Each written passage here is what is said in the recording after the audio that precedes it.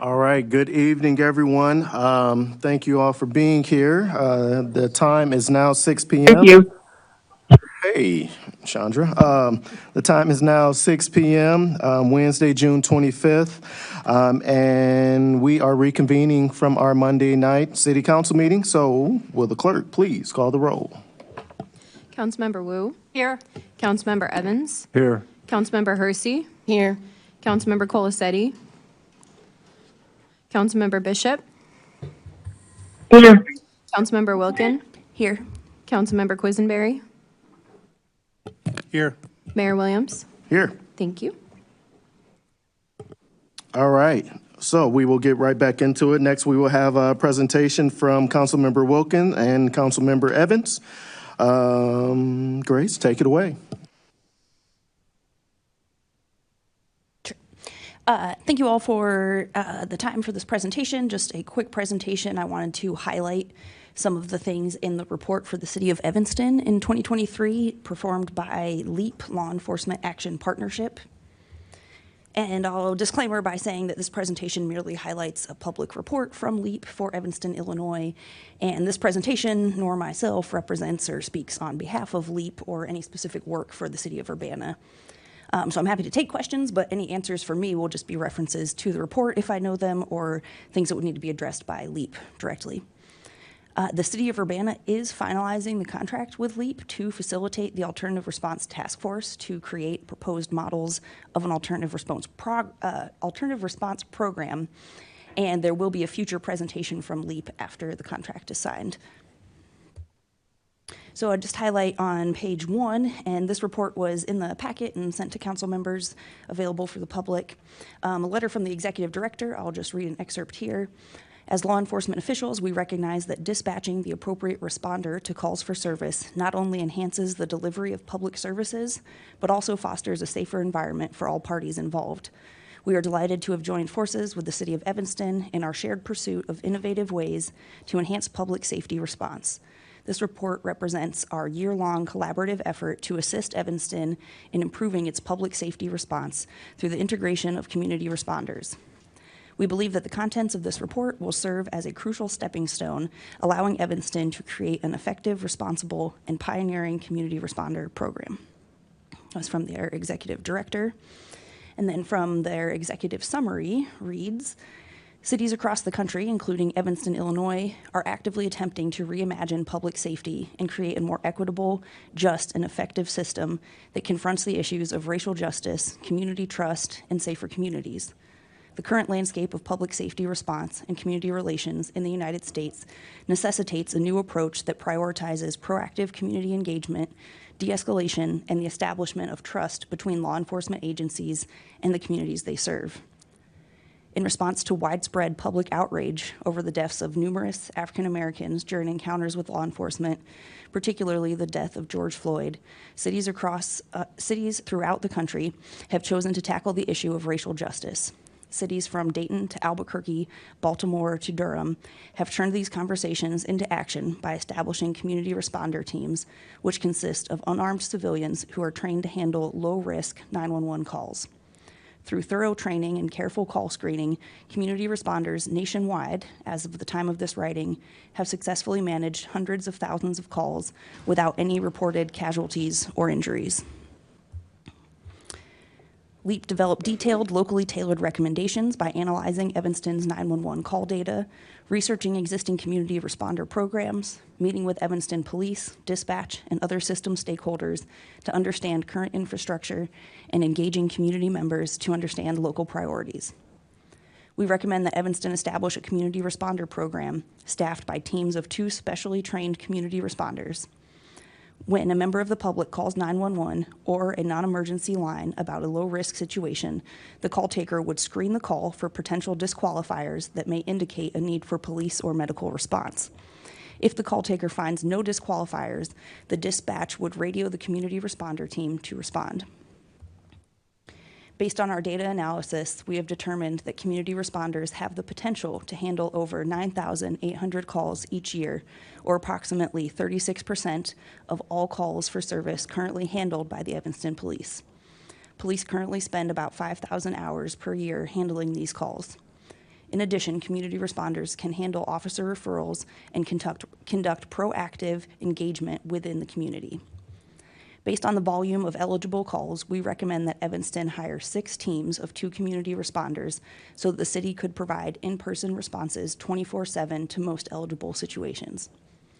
LEAP recommends housing the program within Parks and Recreation Department, which has already developed relevant capacity through initiatives such as Evanston Outreach. Evanston Outreach trains credible messengers to reach out to at-risk and gang-involved youth and young adults to refer and connect them to essential services. We also recommend that the City of Evanston hire a program director, support staff, and these 2-person response teams as city employees. In hiring responders, rather than requiring advanced degrees, the city should consider racial and ethnic diversity, lived experience with key issues, ties to the communities they serve, and skills in de-escalating crises and resolving conflict. LEAP recommends that Evanston actively seek multiple sources of funding to support this program. We recommend that the city allocate general funds towards this program, demonstrating a commitment to its long-term success. By diversifying its funding sources, Evanston can ensure the sustainability and expansion of the program to better serve the community.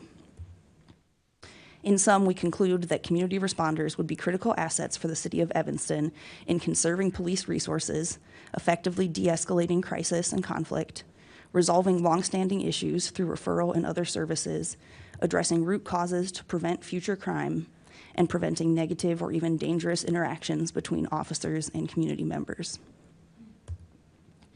And this is just a look through their table of contents. They have an introduction, an overview of stakeholder concerns, local initiatives, and dispatch process. Also an analysis of call types, program impact, responder qualifications, hiring and training, responder staffing, operating agency, key service connections, community engagement, and documentation and impact evaluation. And then they also have some other supporting appendices there and information about an implementation plan and funding sources. So on page 12, just wanted to highlight this figure 1 was an overview of call categories for the City of Evanston that LEAP analyzed. I encourage you to look through more details of the report. They have tables that break them down into much more detailed categories, but this is just one of the most broad category analyses that they had. And you can see that minor disputes and report taking take up over 50% of the calls in Evanston. Also, page 46, figure 11, has current outcomes of community response eligible calls, and they found that a very small fraction, less than 1% of those community responder eligible calls result in an arrest. And the last sentence there reads, that we expect community responders to rarely radio for backup, perhaps on 0.2% of calls. Page 60 has some nice graphs, figure 16. If you love graphs as much as I do, I think this is a nice one. This lays out the average calls per hour throughout the days of the week, per hour on the x-axis. And you can see in blue is if a team were to respond to calls alone, and then a red is if they were to respond to calls and also proactively be doing some sort of kind of street outreach and proactively doing their duties. And then the yellow and green lines are the capacity of 1 or 2 teams to respond to those calls. And they highlight kind of the fluctuations throughout the day and a little bit throughout the week as well. Page 56 has this figure 13, which highlights this paragraph here, that as the program builds confidence with the general public and within the police department, as discussed in the additional call initiation section above, we expect the public to place more calls for assistance, and we expect the police to refer more calls to the new responders. As a result, in the long term, we project that demand for responders could increase from 243 to 342 responses per week. If demand does increase, Evanston would need to hire additional responders. From page 84, figure 22 lays out the recommended budget for Evanston, and you can see the first columns on the left are for a 6-month pre-launch, and they have options for a 5 or 6 person team. And then the right columns show cost for the first year of operation for 5 or 6 teams. And you can see that their annual operation cost is in the ballpark of roughly $1 million, with 5 or 6 is kind of either side of $1 million is what they estimate for annual operating costs for Evanston. Page 83, this figure 21 also shows budget size for comparison programs. As they state here, budgets vary significantly depending on the size and needs of the city, as well as the scale and impact of the program. But I just put some arrows there showing some other cities with somewhat comparable sizes of Amherst spending about $600,000 a year and Olympia spending $2 million a year on their programs. Then on page 88, some of these figures just show the percentage that they expect that the community response team would be able to handle, and the estimate for the potential calls for services in the future as they get more referrals from police. I do have like 3 more slides if anyone wants to give me a couple minutes. Can we extend another 10 minutes? 2 minutes? I move to extend for 3 minutes. Second? Second. All right. Thank you. Do we vote, or is that it? All in favor? Aye. Aye. All opposed? Ayes have it. Thank you, Grace. Yeah, thank you. So this is just some screenshots from the Evanston website. Thanks, Mary Alice and others who've also looked into this and shared some resources. This is just a screenshot from their website where you can learn about what they've called their care team, Crisis Alternative Response Evanston. They have a little bit of information about what their team does, the type of things they respond to, and how to contact them through a 911, 311, or a police non-emergency line. This is a little bit about the background. They started in October of 2020. Alternative Emergency Response Subcommittee convened with the goal of developing a non-police responder for community members in immediate need. Skipping down in November of 2023, LEAP published a report with recommendations that included the program being housed in the Parks and Rec Department, responders being dispatched through 911 and non-emergency lines, that the city of Evanston should allocate funds towards the program, and that the teams should be trained to respond to low-risk calls, conserving police resources and preventing negative or even dangerous interactions between police and community members. And then finally, in February 2024, the Evanston City Council approved $400,000 to kickstart the CARE program, including the facilitation of the program's development, recruitment, and training processes. Thank you all again for your attention, and a few more minutes. Again, this presentation only highlights the publicly available information. The City of Urbana and LEAP are finalizing a contract for LEAP to facilitate our task force to create options for alternative response models, and LEAP will be giving a presentation and starting their work after the contract is signed. And one quick thing I had here, something I read as of January 2025, the Evanston community responders have responded to over 700 calls for service as of January 2025. I'd be happy to take questions, but again, I don't speak on behalf of LEAP or anything specific for Urbana. First off, thank you for the presentation, Grace. Are there any comments, questions? I will just say, I appreciate the slideshow and everything there. I had the pleasure of traveling to Evanston and meeting with Mayor Biss up there around this very subject, a couple years back, and I was a fan, of their approach to it. So just say thank you, just for the information, and yeah. Thank you. Mary Alice. Thank you. So Grace and I had an opportunity to talk earlier, and I just wanted to kind of share some of the information that I kind of found that's also publicly available. So in the first 90 days of this being live, the 2 groups that they had responded to roughly around 450 calls, and the police, for the same types of calls for service, responded to over 500, probably because they didn't have 24/7 coverage. And then Mayor Bliss also talked in May about the CARE team serving 1,500 calls. And so I think it's important to keep in mind the timeline in terms of deploying something like this. I mean, ideally, we would be able to get up to those much higher numbers of 9,800 is an example for Evanston. But I wanted to know what your thoughts were about ramp-up time and so forth. Speaking for me personally, I think that makes sense, and I think from the presentation from LEAP as well, this report, that they have separated kind of the 6-month pre-launch and a year out, and they do mention in there that they expect for the program to build to more calls. As you said, people get kind of used to the system. It's available 24/7. This report really expressed the importance of having that reliable, constant coverage for response to calls as community members become more aware of it, and then also as the police department makes more referrals.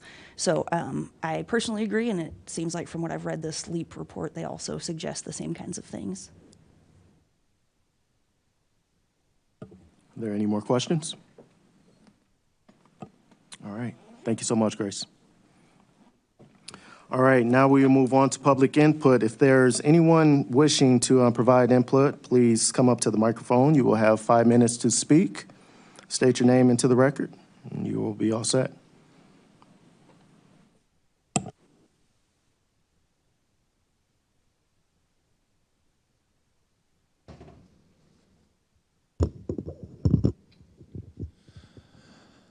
Hi, my name is Luke. I'm a resident of Champaign who works in and spends a lot of time in Urbana. I remember being in this room about this time last year when Chief Boone was pushing for giving lots of money to Urbana PD on top of what of the amount that is already there. This room was filled last year, in my memory, of local residents voicing their opinions. Very similar to the situation in some ways, in a lot of ways. And in that room full of local residents, about 90%, I would guess, voiced their opposition to giving more money to cops. About 90% of people, in my memory. And here we are a year later, after money, despite that, 90% opposition, more money actually was given to UPD. And after the promised alternative response model, it was sort of voted into existence, but it still hasn't even started operations a year later, to my knowledge. And it's the same thing, right? Right now, right here, it's Chief Boone calling for more money for cops. And I'm glad that council members Wilkin and Evans are pushing to actually implement the alternative response team that was created last year.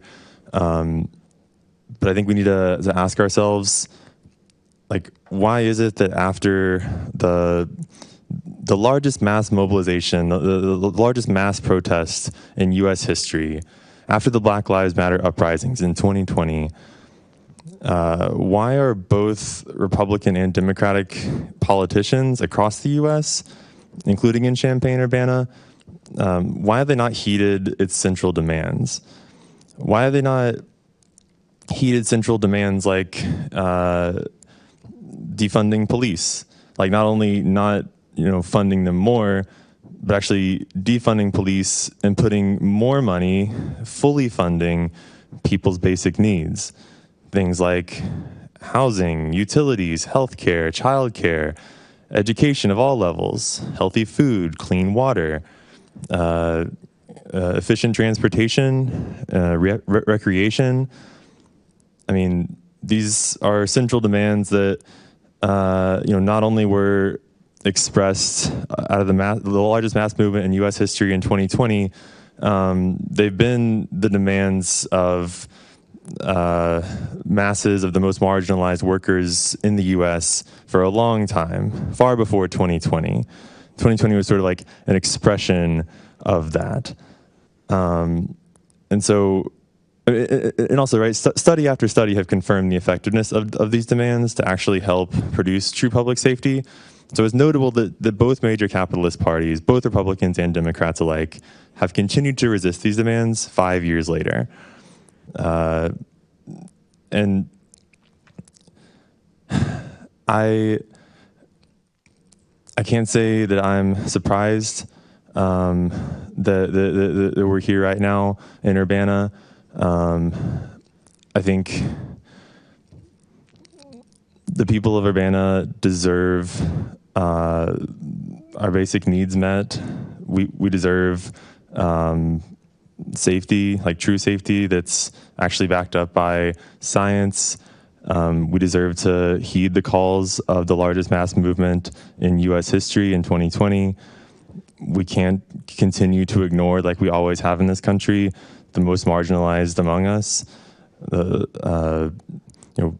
marginalized working class folks who bear the brunt of police brutality and over-policing and always have. We can't continue to do that, and I expect that this council will heed those demands.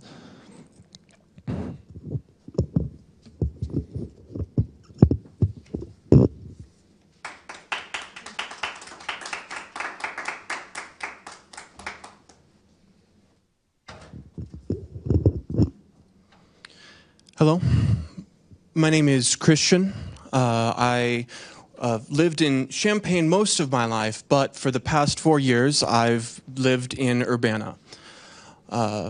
It's been during this time in Urbana that I've become politically active and invested in my community, this community.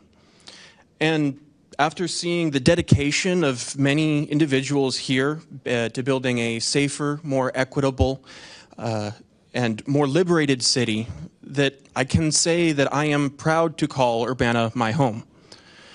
It's for this reason that I have to speak out against the regressive tax on groceries proposed in this budget.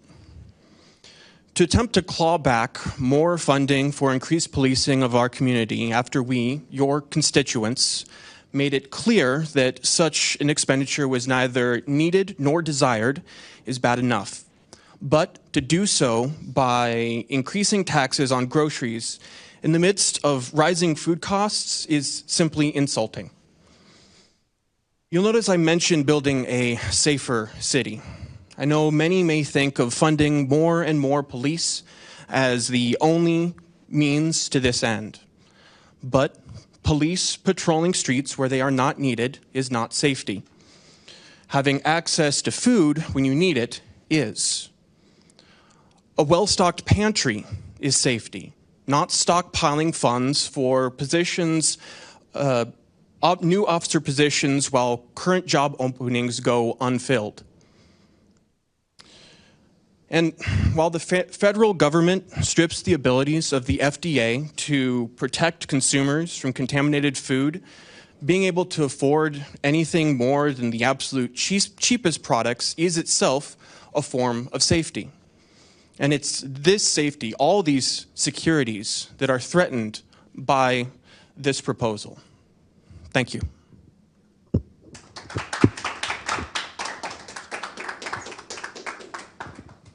Hello, I'm Theo, resident of Urbana. It was an amazing presentation on a community response model, alternative response model. And I'm not going to go on about the effectiveness of it because we just heard about, how effective that is in comparison to funding more police. I work as a counselor in the area, and I've not heard one single response in which police intervention has helped my clients or anyone else when they're trying to seek help for mental health reasons. The area that I just moved from, there was an incident recently in which police responded.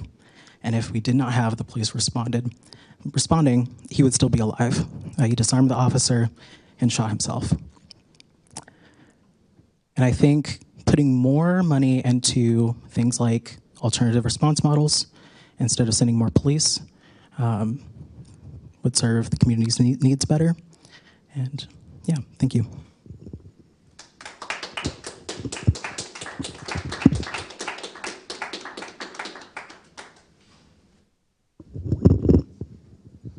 Hello, my name is Maxwell Haynes. I'm a licensed social worker with a decade of experience working as an advocate. I'm here today to remind the City Council of the role of government and in turn the Council's role as they finalize this budget.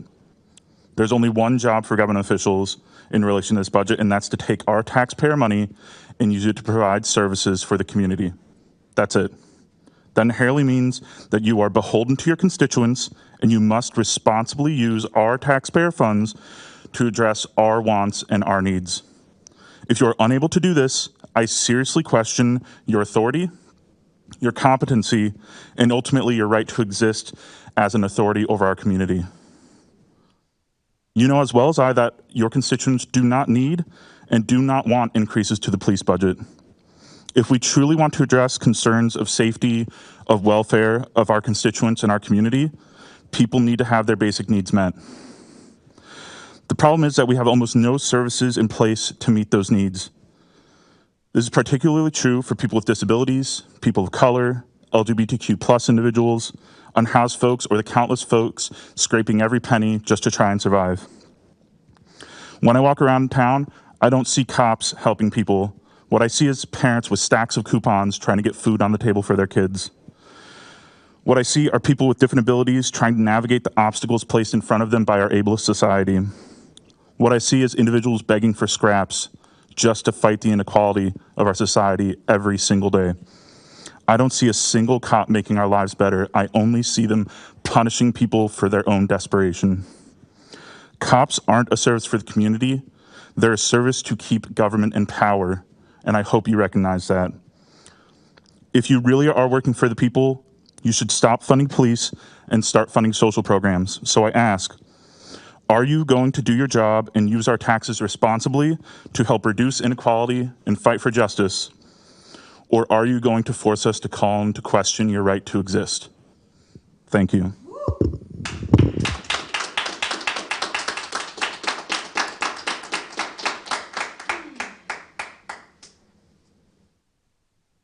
Hey there, Council. My name is Ben Jocelyn. I am a resident of the city of Urbana. I want to talk for a little bit about sort of the last few years. Over the last 6 years, we've had a 71% increase in the police budget, which I think makes you all who voted for this an incredibly supportive city council of the police. Just facts are that every year, y'all have increased the budget by quite a bit of money, and that makes you a very supportive council. And I've heard complaints that you're not a supportive council because there are times when there are questions asked of the police department which sort of ask them to back up what they are asking for with data or reports, which they sort of just as a habit never seem to come through with. The Barry Dunn report was a really good example where Police Chief Boone had just come to town and he didn't come here and say, I'm going to start by asking what you all need. He came and did listening sessions, but in those he said, I sort of already knew what I was going to see. There was going to be tall grass, there was going to be dirty diapers, there was going to be people who had no hope in their eyes. And it doesn't take someone with a long history of experience in policing or anything else to know that poverty is a thing that is heavily criminalized in our society. And I really wish that this story, instead of being repeated for the last couple of years about how he already knew what he was going to see, was a story about how he had gone to community members and had stories about the people he'd been working with, the requests they'd been making of him, and things that he was promising that would make a difference. That is not what I've seen. What I've seen is even when the Barry Dunn report was going to come out, before that report came out, he said, I already know it's going to tell us. So I don't trust his listening ability, and then I don't trust his ability to come through with facts, because so often he gives a presentation about an ice cream truck, or he gives a presentation where when asked about why the people are leaving, he says it's because of what he reads about in the newspaper, as though it's you are the fault of the council that folks are leaving the department, where when then given the evidence of what those exit interviews say, it includes a lot of information where it says complaints about leadership, and there's a much more complex story than the one that he gives you when asked in public forum. And so as a public servant, I don't have confidence in his ability to listen to the community. I don't have a confidence that he's trying to serve us with things that he has researched about what this community wants. And I don't have confidence in the veracity of what he says to you all as a council, and that's a problem.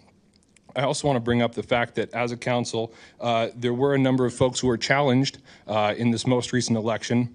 All of the challenged seats were ones in which the candidates were running on a actively more proactive police expansionist platform, and all of those candidates were defeated. And so in terms of public data that we have for what this community wants, they do not want police expansions at the rate that they've been seeing or at a faster rate. And so I think that's about as good a data as we have.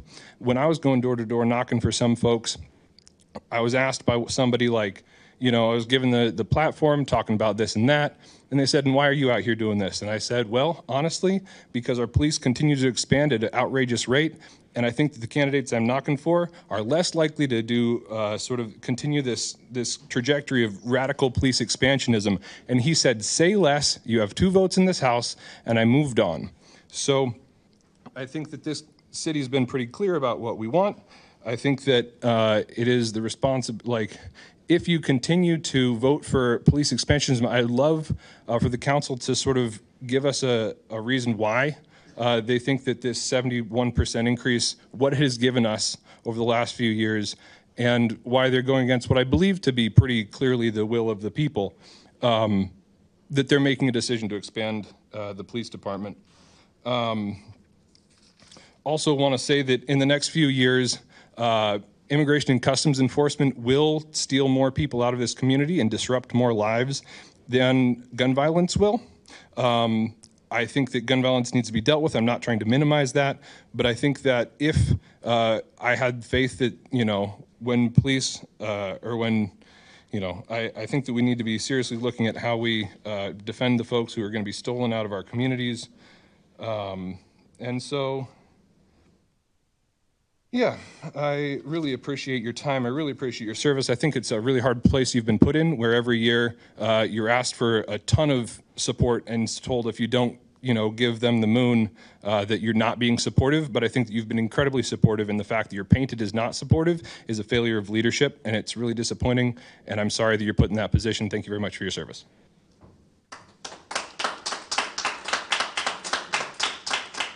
All right, is there anyone else who'd like to speak?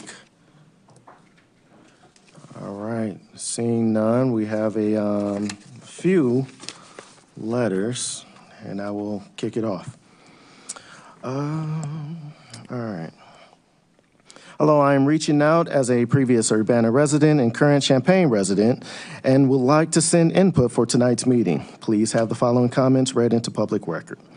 I have been a resident of Urbana, Ward 1, for 3 years, and though I moved to Champaign in the fall of 2024, I am an employee of a small business and deeply involved in many programs and events that take place in Urbana.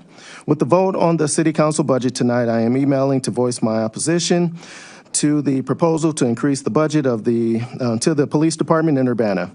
City Council has indicated a desire to fully implement the community engagement team. However, Chief Boone has already noted that the retention problems in Urbana Police Department. There is no indication that an increase in budget will assist with this. Raising taxes to further add money to the police budget not only doesn't address the problems within the department, it does not invest in those in our community who need the most support.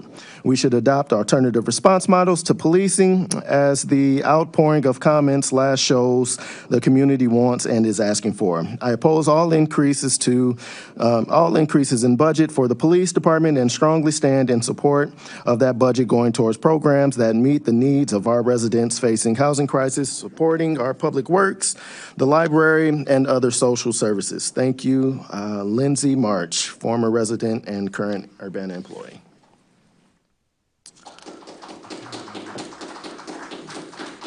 All right. I gotta hold your applause to the end. All right. I'm joking. All right. Dear Mayor Williams and council members Wu, Evans, Hersey, Colasetti, Bishop, Wilkins, Quisenberry, I am out of town for this week's meeting and would deeply appreciate your reading the below out loud at public comment. My name is Leila Leopold, Ward 4, and I thank you all for all you do in the service of Urbana and everyone here. I'd like to speak to the budget on your table this evening. I want to preface this by saying that I do not see my neighbors and those with different backgrounds to my own as mass victims. I do not presume to speak on behalf of those whose experiences I have not lived. I do also know the problems facing, I do also know the problems facing our communities will not go away by mentioning them, and that Urbana will do better if everyone gets the basic necessities they need. And even if based purely on attendance at city council meetings, such as the previous, it appears crystal clear to me that struggles does not conform to racial labels, and at the same time, the historic and prevalent inequities cannot be ignored if they are to be addressed in any real way. Were we not in a position in which arts and programming funding were taking a hit, then maybe we could hear more about supporting all the incredible work that goes on here in these arenas. But what I hear from my neighbors now, and what I'm adding my voice to now, is turning out to address the bedrock of what is being funded and to try to the best of our ability to make the core of this budget as equitable as possible in a sustaining way. So, yes, funding a commission to explore what reparations are needed here, specifically integral to identifying priorities before direct funding happens. And yes, for funding for relocation money for those taking extremely difficult steps to extract themselves from domestic violence to get to a safe place and figure out next steps. And yes, to whatever Cunningham Township needs. Thank you, sincerely, Leela.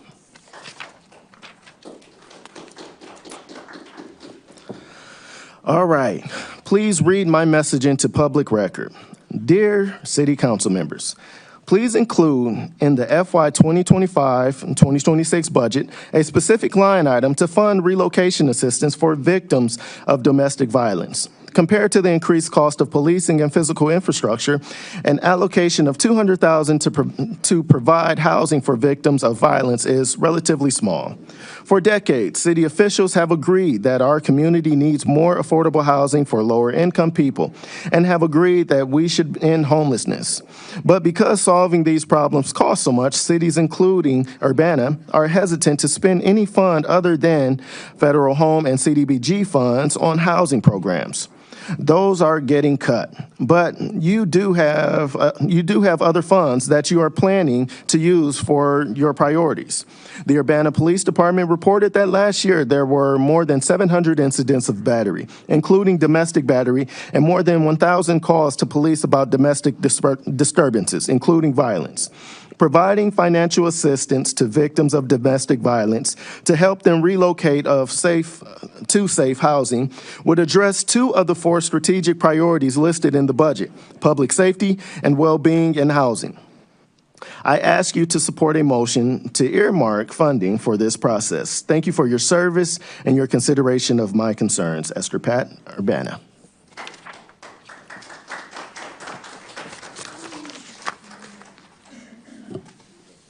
All right, Chris, you want to start? I've got one to read. Mayor and City Council. This email is from Steve Campbell, born, raised, schooled, and lived in Urbana or around Urbana for my entire life, which is currently 74 years. Replacing a 1% grocery tax with a replacement 1% grocery tax could, I realize, be a problem for the current council. Having owned residential rental real estate in Urbana since 1985, a business in downtown Urbana for a quarter of a century, and personal real estate, I am at least familiar with the history of Urbana's license fees, other fees, taxes, and all the other things they might be called, and that would be charged to the citizens and businesses of Urbana. I understand the current council's concern about replacing a state 1% grocery tax with a replacement city tax, which, if it totally goes away, will cost the city of Urbana and its residents hundreds of thousands of dollars of revenue used toward its services and other expenses. The current city council and the previous mayor have also passed new or changed the way previous rules regarding taxes, fees, etc. were implemented. For example, the impervious water fee or tax was implemented in 2023 with an automatic increase in amount collected, which therefore requires no further action by the council or bringing it to the attention of the public, the citizens of Urbana. Which, by the way, I'm going to mispronounce this, DeBose of the Public Works Department has quit responding to my texts, emails, or calls concerning the implementation and the way it is being computed. The motor fuel tax was changed to increase the amount per gallon and automatically be increased, I believe, annually, which, by the way, does not include by the gallon charge for diesel fuel or means of taxing electric vehicles, most of which, on average, are heavier than gasoline-powered vehicles, causing more wear and tear on our city roadways. So I understand the concerns of doing away with an existing tax on food, which does not include other items purchased at the grocery store, paper, tobacco, alcohol, soap, etc. But trading an existing 1% with an identical 1% tax after all this discussion and dissension does not acknowledge all the other automatic more than 1% tax increases that happen automatically without appearing before the people of Urbana City Council. You want to do away with the food tax, go ahead. I'm fortunate enough that it won't really have an effect on me personally, but at least be honest, be open and honest about all the other tax increases that will be implemented without the people, citizens, being made aware. The Cliff Note version, and the point is this: it is wrong to implement a tax increase of anything on your citizens of Urbana without them being notified in advance and able to question the increase. Steve Campbell.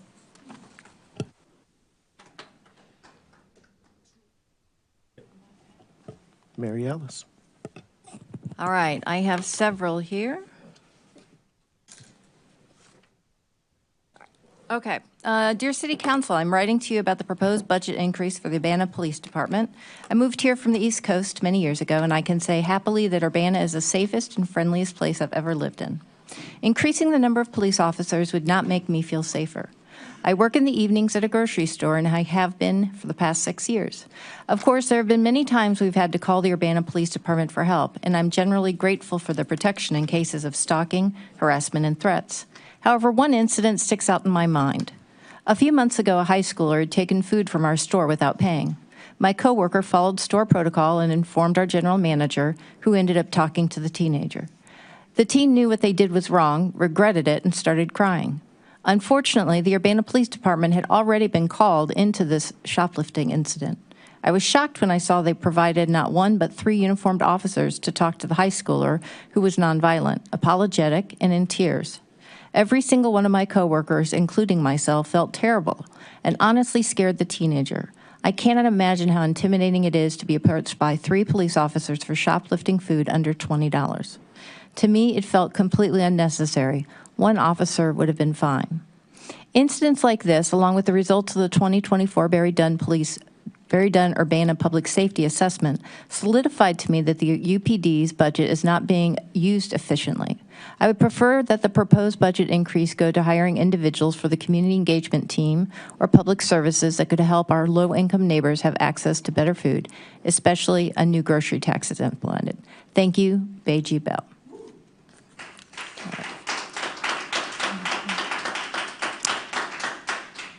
Hello, City Council. Thank you for reading my comments out loud during public input. Firstly, imposing a grocery tax, which will only hurt the economically vulnerable portion of the community, is not in line with Urbana's values. Please vote no to this immoral budget ask and keep our integrity as a city intact.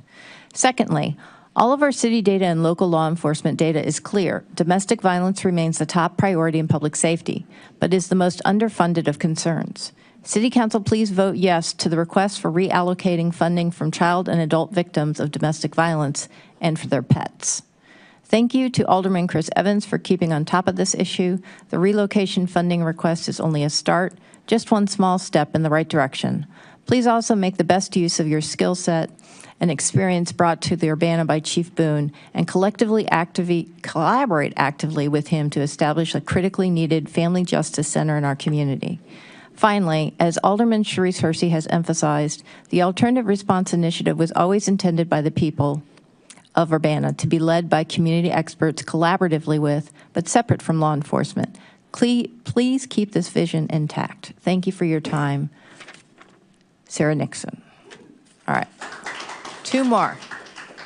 Good evening. My name is Matt Torino. I live in Ward 5, and I'm writing to ask that you vote against 1, the hiring of 4 new police officers, 2, the addition of a new police substation in the southern part of Urbana, 3, the use of grocery tax to fund these things. The people of Urbana have said over and over again that we would like to see a non-police responders added to the city's staff that could both reduce the workload of our current police and add important different sets to the city's first responder toolbox. We do not want more police. There has not been an increase in crime or population in Urbana. The police department is the fastest growing part of the city, while you ask the rest of the departments to make do.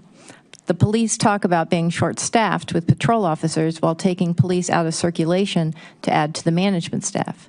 Year after year, we write to you and come to the meetings to ask you not to do this. Not every year, but many in recent history, well-meaning council adds to the police force without holding them accountable for their performance.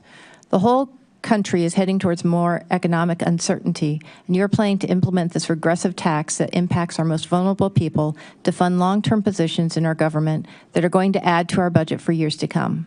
If you are going to create a tax, raise the taxes on landlords that live out of country or out of state, or fine them for their mismanagement of the properties they own in this town. Thank you for your time, Matt Torino.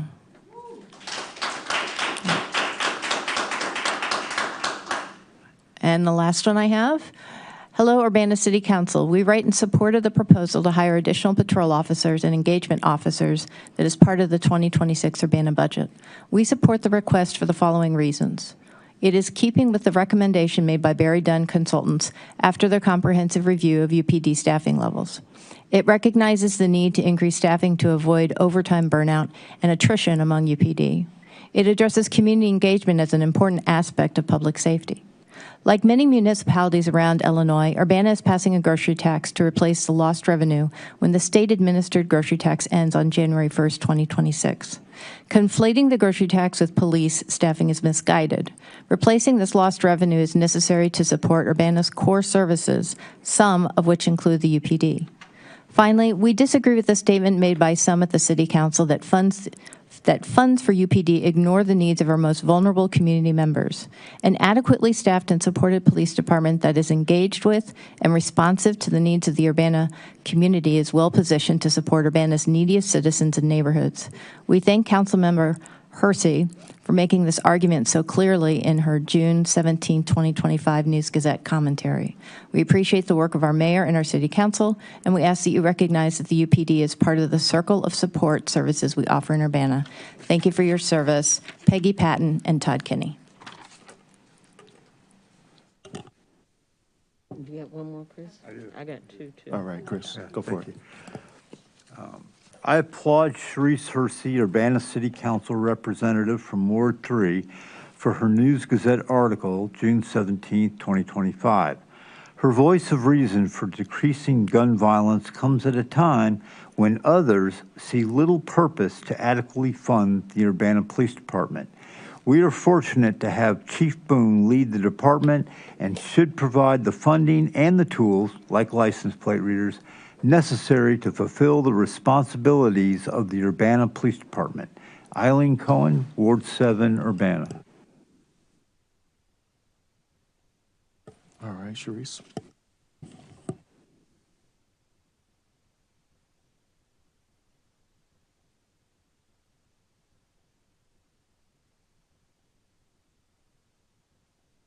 I thought I had it on. Okay. To those of you who have the wherewithal to decide on the importance of law enforcement, I am addressing you specifically. There was a time when we here in Ward 3 could go out walking in this neighborhood and see the presence of a patrol car canvassing. It gave a sense of protection that was welcomed by our community. There's been many, many years since the presence of a patrol car has graced this community. We don't need you to defund the police. We need you to be of help and not a hold me back. I know that you feel you are protecting those whom you perceive as being profiled. Believe me, we welcome the feel of safety that law enforcement affords us. Please provide police with as much as you can to protect this city as a whole. Step out of God's way and let him be our saving grace, not you. I support funding police initiatives. Safety is tremendously important to all of us, even you. Phyllis D. Clark, retired city clerk. And then I have one more here. I hope I can read it without laughing. I want to address Sharice Hersey. I read your opinion in the News Gazette, and I wanted to address what you said. I wanted to warn the rest of the council away from your reactionary position on the hiring of more police officers. I want to stick to the main idea of the article, which is leveraging your authority in this community to help protect your class. I am sure you know that wages have not gone up in 50 years. But did you also know the best time to buy a house was also 50 years ago? Even though black folks in this town were locked into racially restrictive covenants and could only own property in your ward, Ward 3, owning property makes you materially wealthier than most Urbana residents. After all, the median age for Urbana residents is just 26.7 years old. So it's no wonder then that your article throws young people under the bus to ask for more cops. How else are you going to protect your property values as a wealthy land speculator? So when I read articles like this, I understand you to be expressing class solidarity with the other people around town who own property and see your comments as a true understanding of the police's function to protect property. I am begging the city council in the city to understand that you are inheriting leadership in a historic era of decline. And if you don't wake up and protect the people that need the most help, you will create a crisis you can't control. Thank you, Alan Romero. All right, Jaya? Please read my comments aloud during the meeting. My name is Derek Briles, and I'm a resident of Urbana Ward 4. I'm writing to oppose any increase the UPD budget. Below, I am including extract from the Cunningham Township Supervisor's reports on homelessness and housing insecurity. Let's make sure people have adequate housing before we put more cops on the street. Urbana-Champaign is experiencing a housing and homelessness crisis made worse by extractive housing investors and absentee landlords, leading to poor and sometimes deplorable housing conditions. 2 locations are experiencing significant displacement: Havenstone in Urbana and Champaign Park Apartment. Havenstone Apartments, Urbana 35 units between 2018 Fletcher and 1305 Silver, which were declared unfit for occupancy by the city of Urbana on April 15, 2025. Champaign Park Apartments has 501 units in 29 buildings, with 26 buildings condemned as of April 2025 over a long time frame. CTSO observed deplorable conditions: trash piles, flooding, no heat, no hot water, no electricity, and suspects 100+ residents living there. All area shelters are confirmed to be full or operating over planned bed counts as of May 7th, 2025. Strides, Champaign County's only low-barrier shelter, is full with a wait list for over 50 residents. Champaign-Urbana is experiencing a housing and homelessness crisis due to a number of factors, including a tightening of the housing market, leading to a steep rise, 15 to 40% in rents. Extractive housing investors and absentee landlords, leading to poor and sometimes deplorable housing conditions. A nationwide increase in homelessness by 17%, which is felt locally. Insufficient emergency housing options. Shelter bed numbers remain about half they were 10 years ago. Let's talk about holding slumlords and exploitative real estate investors to accord before we talk about throwing more money at cops who don't do anything to address the root causes of crime.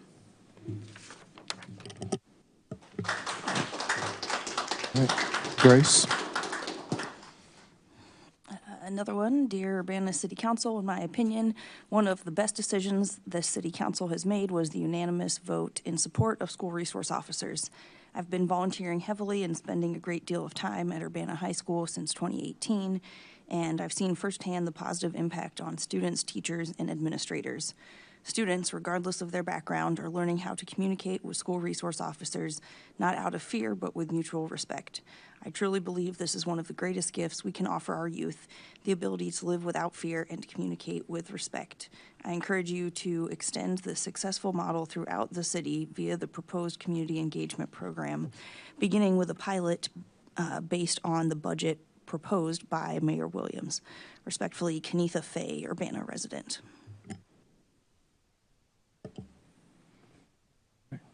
Did you have? All right. If there's no additional public input or emails, we will move on. All right. Now we will move on to reports of officers. First, we have a presentation from Human Resources and Finances on financing on staffing, and I will call Elizabeth and Fahmy.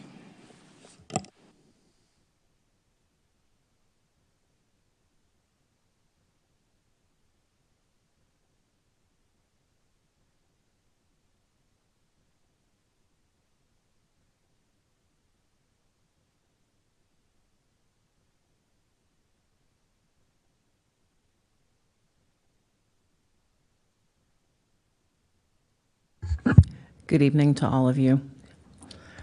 Thank you for your time this evening. I will try to be efficient and comprehensive.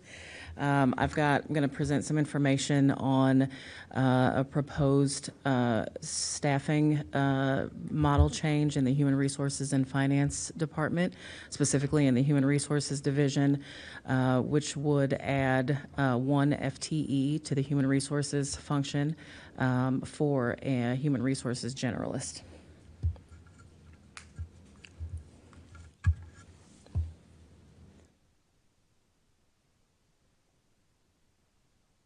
So to give you a little background on the need for this position is being proposed to address several needs. The first is to help support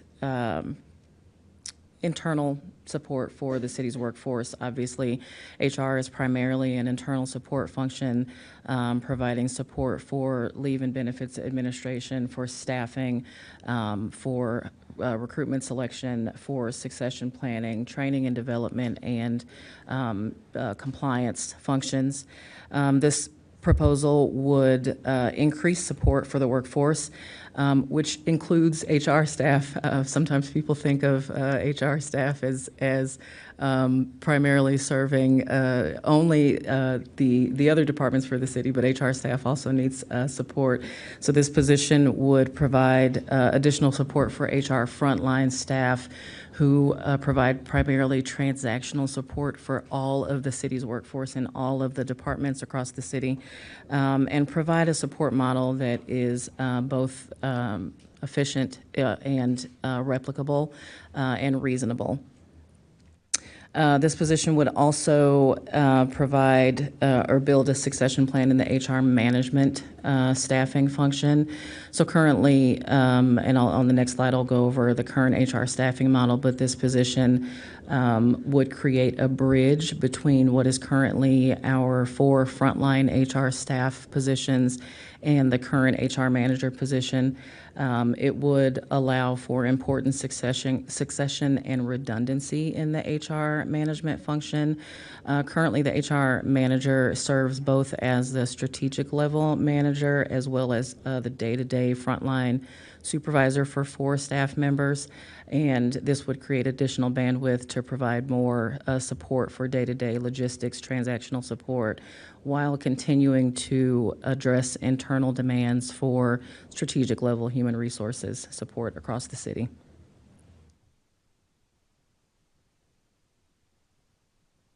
This position would also build and maintain effective organization-wide service delivery. So, like I said, currently there is both strategic level management and support for organization-wide functions such as succession, such as recruitment and selections and strategic management of those. There's a lot of risk management functions that are currently overseen by the HR manager.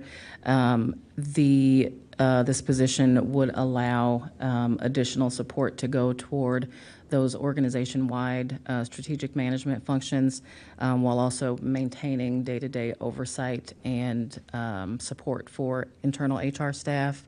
Additionally, it would provide additional bandwidth for internal HR policies, processes, and making sure that compliance needs continue to be met. Next slide. So to provide a little bit of history, sorry, I'm flipping pages here. Back in 2023, the HR staffing model did change. The frontline staff was increased, and there are currently 6 dedicated full-time staff members staffing the current HR function. That previously there were 2 frontline staff members which reported to the HR management position. That staffing increase back in 2023 did double that supervisory responsibility. So currently we have in our staffing model, we have an HR manager who reports to the Human Resources and Finance Director.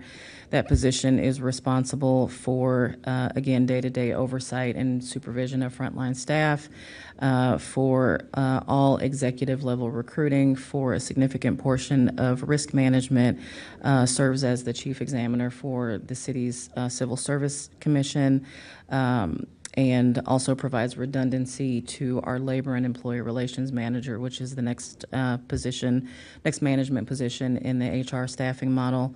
The Labor and Employee Relations Manager is a niche HR position who provides important support to the city in the role of labor and employee relations. That person serves as the chief negotiator for collective bargaining and also helps to oversee and provide support with regard to grievances, arbitration, performance improvement, investigations, etc. The next positions begin our frontline staff positions. So we have 2 recruiting coordinators. There previously, before 2023, there was just 1 position that was dedicated to recruiting across the city. However, based on internal needs for additional staffing and a pretty high vacancy rate at that time, we did create some redundancy in our recruiting staff. So those staff members are responsible primarily for all of the city's non-executive level recruiting. They recruit, do all of our recruiting, all of our recruitment marketing, advertising, assist with job classification, with job descriptions. They handle all of our internal promotional processes, transfers, etc. And those are 2 full-time dedicated positions to recruitment and selection. We then have a full-time benefits coordinator who helps to oversee and provide responsive support to our internal workforce with regard to benefits administration, so overseeing all of the city's insured benefits, health insurance, dental, vision, etc. And in addition, our benefits packages include things like paid time off, FMLA compliance. This person also supports some risk management and helps to coordinate workers' comp claims, duty injuries, and provide support there. and also is the primary contact for new hire orientations to provide information to all of the folks that we hire on a regular basis. Finally, the last frontline full-time dedicated position to HR is the HR assistant, and this person provides administrative support to the function. This person is responsible for entering and maintaining all of the human resources information in our human resources information system, processes citywide personnel status changes for payroll biweekly, maintains all of our files, and provides administrative support to special projects and compliance. So I do want to make sure I point out before I move on from this slide that while I recognize and acknowledge that staffing was recently increased, I do want to say that based on an increase in internal demands, there is a need for some redundancy in the HR management function. We have made some important strides and made some important improvements and updates to our internal HR policies. We've enhanced greatly our benefits administration. We've made our annual open enrollment seamless and paperless for the first time ever.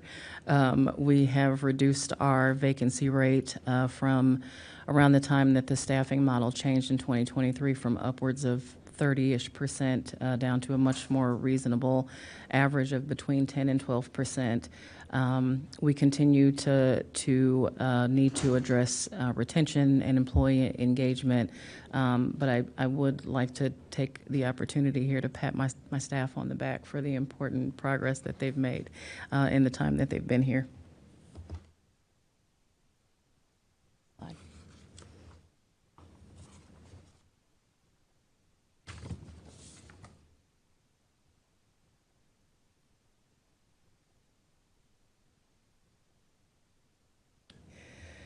So this new position in the proposed budget, again, would address some important needs. It would increase management level HR staffing and provide some important redundancy and depth in the management functions and address our desire and very real need to continue to support our internal workforce as it continues to change and grow. We continue to have new positions be added to our proposed list of budgeted positions every year. That means more hiring, that means more retention, that means more engagement, that means more benefits, more time off, more all the things. So this request would help us to address that.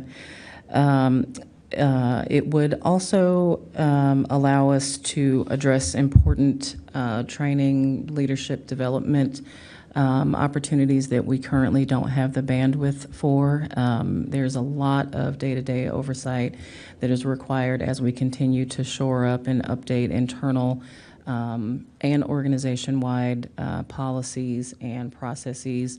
And so this position would allow us to further address those. That includes supporting our departments in retention efforts. So this slide is just a org chart graphic of what the proposed model would look like. We would continue, obviously, to staff our current HR dedicated positions with the Human Resources and Finance Director serving as the department head and having the Human Resources Manager and the Labor Employee Relations Manager reporting to that position. This position would report to the HR Manager position and would supervise the 4 frontline staff positions.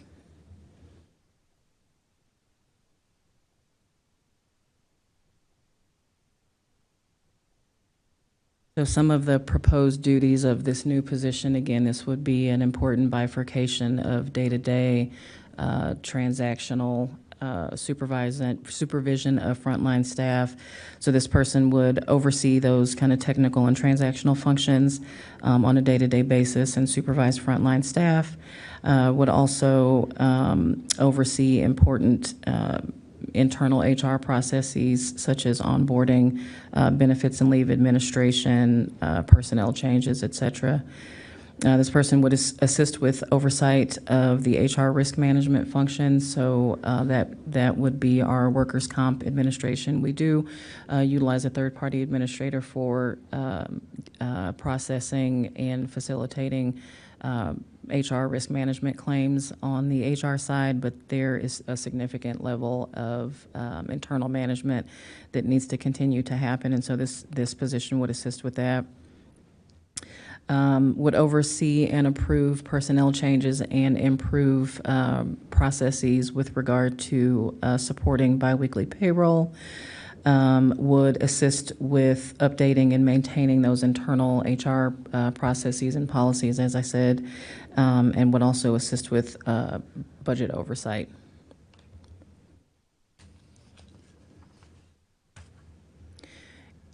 If this position were to be staffed, the current human resources manager position would retain more transformational, strategic, organization-wide support in the HR function. So would continue to oversee performance management, our performance management system across the organization, would prioritize leadership and professional development across the organization, which is especially important as we are continuing to hire new employees, and especially new employees in leadership positions. The position would continue to manage total compensation and rewards, so that includes oversight and enforcement of our new non-bargaining unit compensation policy and our classification plan, our civil service classification plan. This position would also continue to assist with organization-wide, so external to HR policy development, updating, and support with enforcement across the organization, and would retain the role of chief examiner for the civil service and oversight of the city's recruitment strategies overall.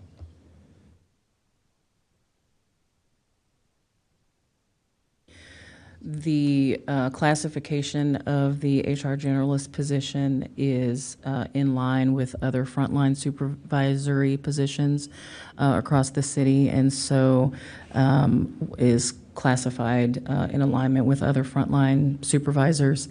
The budget request that's included in the FY26 proposed budget includes a little over $143,000, which is within the hiring range for the salary, and also would include benefits. There's also would be a need for some office space kind of reorganization. We'd have to share an office space, which we currently could accommodate in the current Human Resources office. So we've also included about $9,300 in one-time expenses for workstation outfitting. That is all I have. If there are any questions. All right, thank you, Fahmy. Is there any questions for Fahmy? Mary Ellis?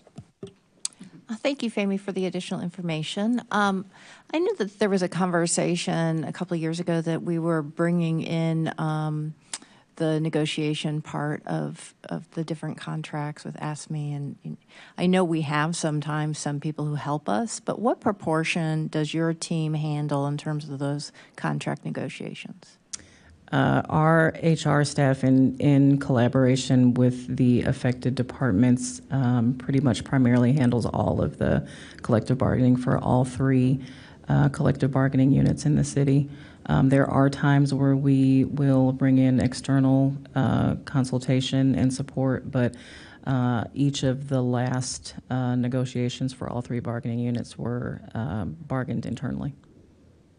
And before, at least when I first came here, we had hired outsourced that, and I do know that that was one of the ideas in terms of why we increased from 4.5 to 6, so that we could take all that in-house. I just wanted to provide that context to everybody. Thank you. Thank you. Jaya? Could you just go back to the last slide? It zipped by, and I just wanted to read it. Sure. Oh, did I miss one?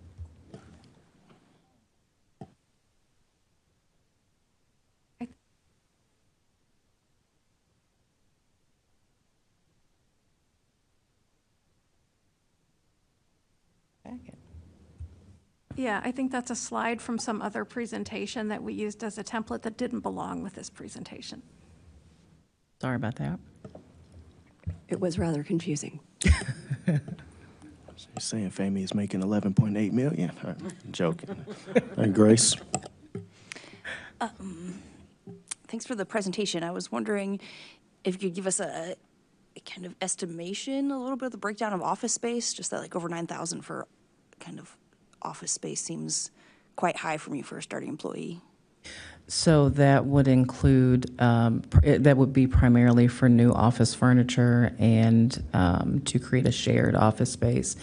There is room at 136 West Main where HR is currently housed, but those costs are estimated for new desk, new chair, potentially some space dividers, which is generally, I think, about in line with what office furniture costs when we refurbished there to move our staff there in 2023.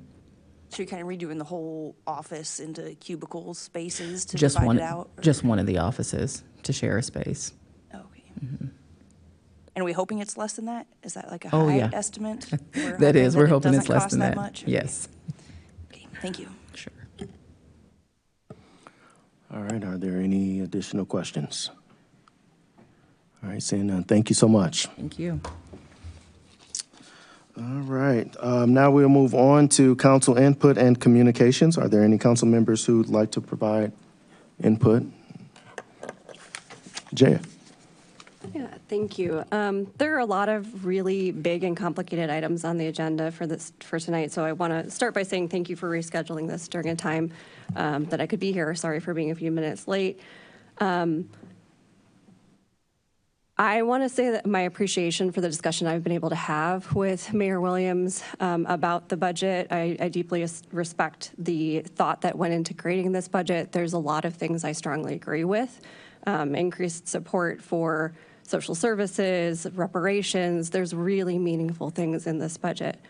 But I also appreciate the opportunity to respectfully disagree. And I really appreciate the fact that we were able to have a conversation about how he came to the conclusions that he did, and also why I don't feel like I can vote for an increase to our police department. I made this argument last year during the budget conversation as well, that if we were talking about a tangible plan that might reduce burnout for our officers, I'd be interested in having that conversation. But what we saw last year was an increase in staffing and an increase in overtime. I still haven't seen anything to suggest that this plan that we're giving this year is going to reduce the potential for burnout for our officers. And this community has been waiting for over 4 years to implement an alternate response model. Additionally, I will say that I appreciate Council Member Wilkin asking for a plan for this community engagement team. And I have to say, I probably came across in my comment last week remotely that I didn't appreciate the comment about moving the goalpost. This feels like moving the goalpost. The description we have previously received of the community engagement team looks nothing like what we've received after last week. And what's in that plan is deeply disturbing to me. As someone who does work related to intimate partner violence, the idea that this department, this new team, is going to be involved in safety planning and healthy relationship classes for people who might be involved in domestic violence is wildly irresponsible and potentially deadly. So while there are many things that I'm very excited to support in this, I look forward to seeing meaningful change in our community. I can't support this budget. This team does not have a plan that is responsive to the needs of this community. We haven't held one single meeting of the alternate response task force where the expertise to weigh in on what would be appropriate for that team could be held, including from the police department. And I will say that I had a gut reaction, and then I also took the time to consult with my peers and other experts in the field who do work around sexual and domestic violence, and they all had the same reaction of deep concern about the risk that we would be potentially putting people into by increasing these contacts. Thank you, Jay. Grace.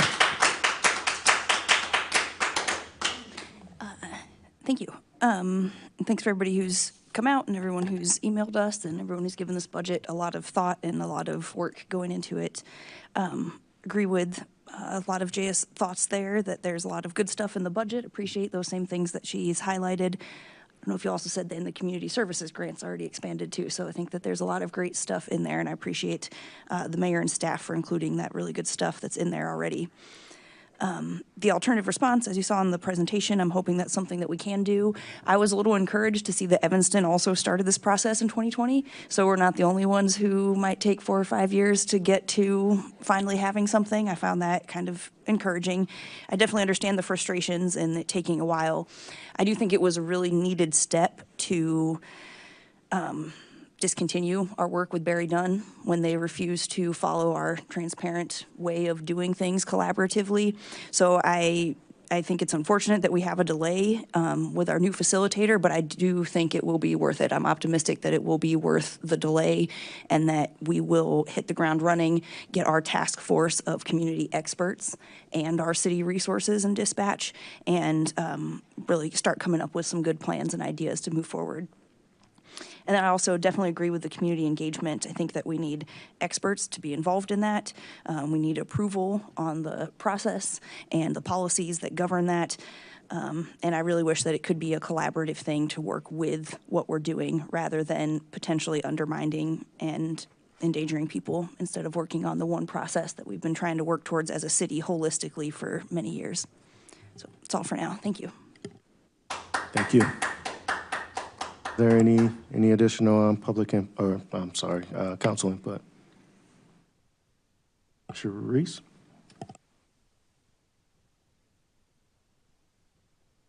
I think I wanted to actually answer Mr. Romero regarding his letter. Oh,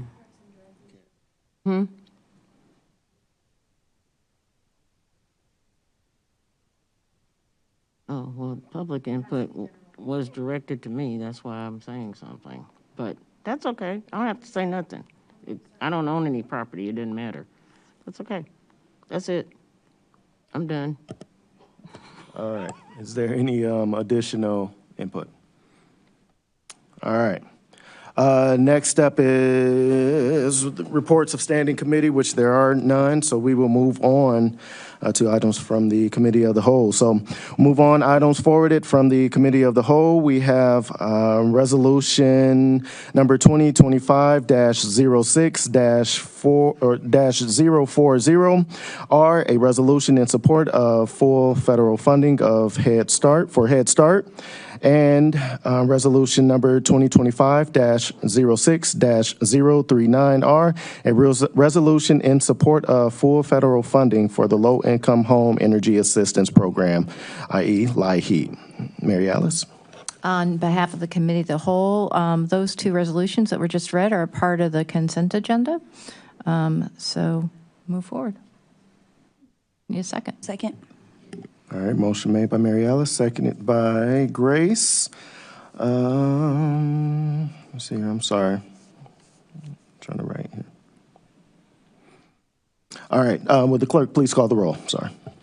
Councilmember Wu? Yes. Councilmember Evans? Yes. Councilmember Hersey? Yes. Councilmember Colasetti? Yes. Councilmember Bishop? I think I just heard the call disconnect at that exact moment. Councilmember Wilkin? Yes. Councilmember Quisenberry? Yes. All right, that motion passes. Should we give Chandra a quick second to jump back on?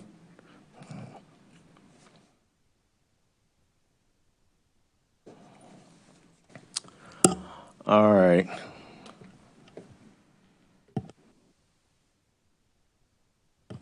Give us 1 second. We're just going to allow for our council. There we go.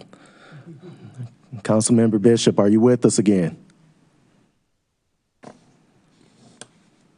Hello, sorry, I got disconnected. All right, we missed you. All right, thank you. All right. The first item on the regular agenda is ordinance number 2025-06-019, an ordinance approving the fiscal year 2025-2026 annual budget. Mary Alice. On behalf of the committee of the whole, I move approval.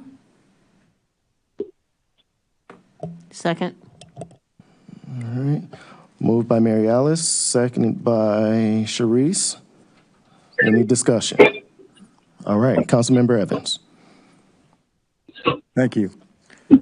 I move for 3 amendments to the FY 2026 budget. A first motion to amend ordinance number 2025-06-019, an ordinance approving the fiscal year 2025-2026 annual budget to include an additional expenditure of $200,000 for the purpose of providing relocation money to a safe space or residence or shelter for victims of violence. A second motion to amend ordinance number 2020. Chris, I apologize. Let's take them one at a time. All right, very I'll good. second that motion. All right, so we had a motion made by Councilmember Evans to amend the resolution, ordinance number 2025-06-019, an ordinance approving the fiscal year annual budget to include an additional expenditure of $200,000 for the purpose of providing relocation money to a safe place of residence and for shelter for victims of violence. Is there any discussion? Well, James. James second. And go ahead, James. Yeah, I would just ask the mayor and Elizabeth if you can describe how this might fit into the budget. Have you considered this? And I would suggest that we add it to the community service grants because we have a process in place through the grants division to manage those grants. And I think they would have the capacity to handle this, so.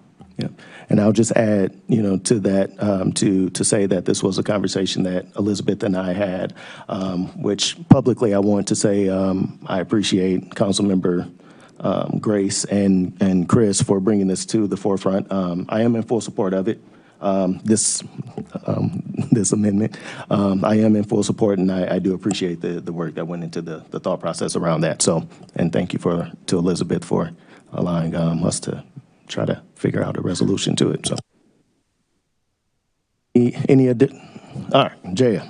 I also just want to express my appreciation. We hear a lot about housing gaps in general, but in our community, if someone isn't actively fleeing domestic violence, there really aren't a lot of options for places for people to go.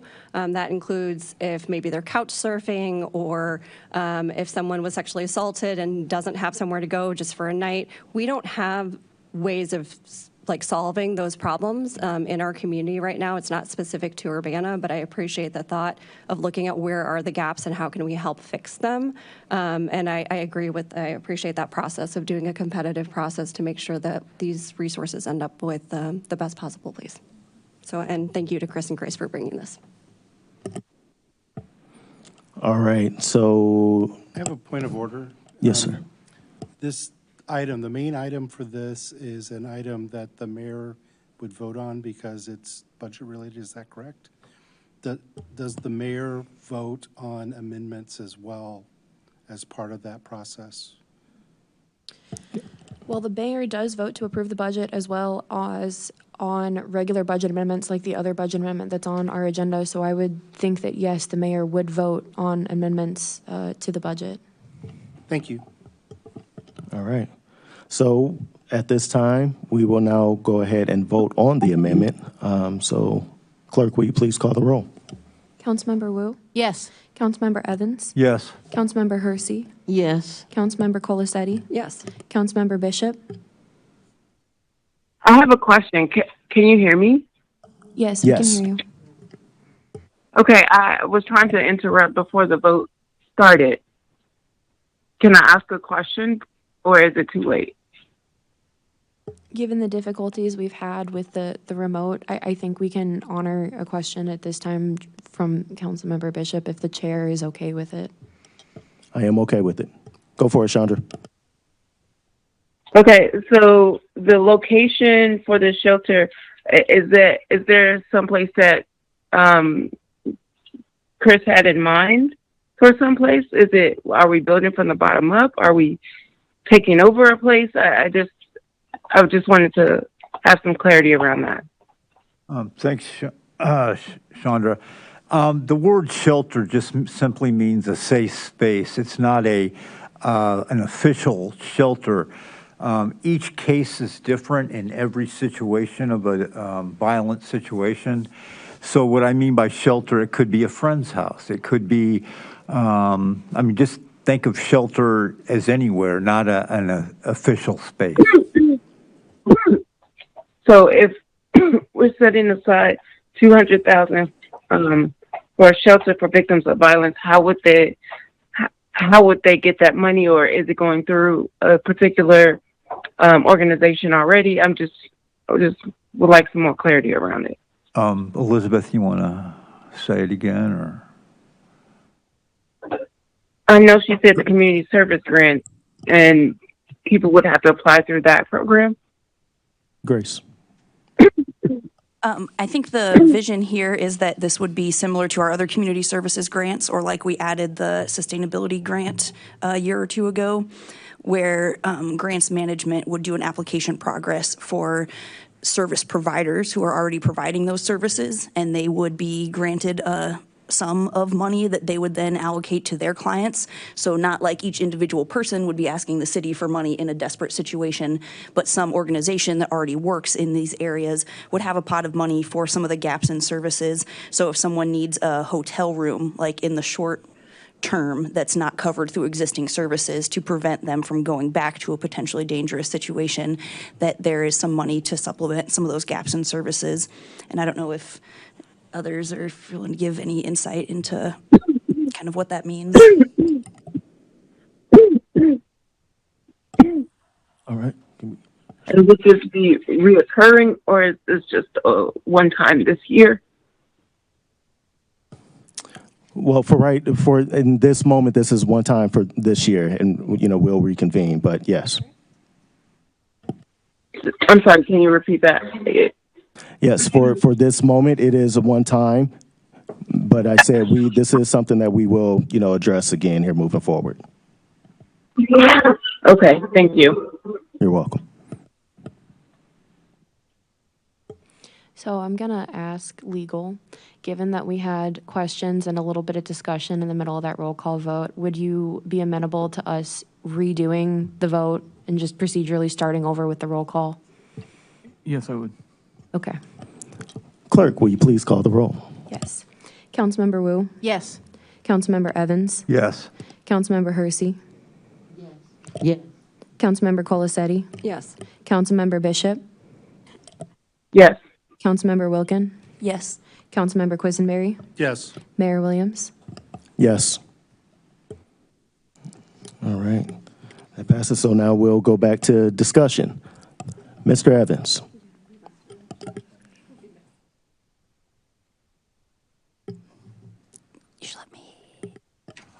I was going to make a second motion. What do you want to do, Grace? I also had a motion. I didn't know if you'd be willing to let me just slip a motion in. Go ahead with yours. Your turn. Councilmember Wilkins. Thank you. In a similar line, I would also like to propose that we increase this year's budget by $100,000, or one time this year, hopefully reoccurring in the future, for gaps in services and immigrant services. This is, maybe I'll stop and speak to the motion, but I have more I would say on what that would potentially look like. But $100,000 for this year's budget for people experiencing gaps in current services and for continued immigrant services. Second. All right, so a motion made by Councilmember Wilkins for the amendment to provide $100,000 to immigrants experiencing gaps in services, seconded by Chris. Is there any discussion? Oh, Mary Alice. She speaks to the, I'm sorry, what? I'm sorry, Grace. I'd be happy to speak to I'm sorry about the that. motion, and also see maybe Elizabeth has some logistical thing to chime in here as well. There are different ways this could look. This could also be a city grant, like we just discussed with the relocation services. I have also talked to the township supervisor, and they do have the capacity and would be willing to potentially manage the distribution of some of these funds. So I think that's another conversation. But for now, as far as the budget, just having it in the budget, there has been a reduction of my understanding of $350,000 per year of federal funding that the township has lost, that they were using towards immigrant kind of legal services, and also the gaps in services when people are in the middle of applying for disability or SSI or food stamps, that there are a lot of people who are in those gaps or maybe live just outside of a jurisdiction. And so I think this would be an important way to help try and continue some of those services for people who don't fall in eligibility for some of our other services. And again, the township is willing to take that on if that's a route that we wanted to go. All right. Elizabeth, did you have something? I just need to advise you that we cannot do that and still comply with our financial policy on fund balance. So in the proposed budget, we were over our fund balance policy by $287,000. We just committed $200,000 of the $287,000. So we don't have another $100,000 to do while still complying with our policy.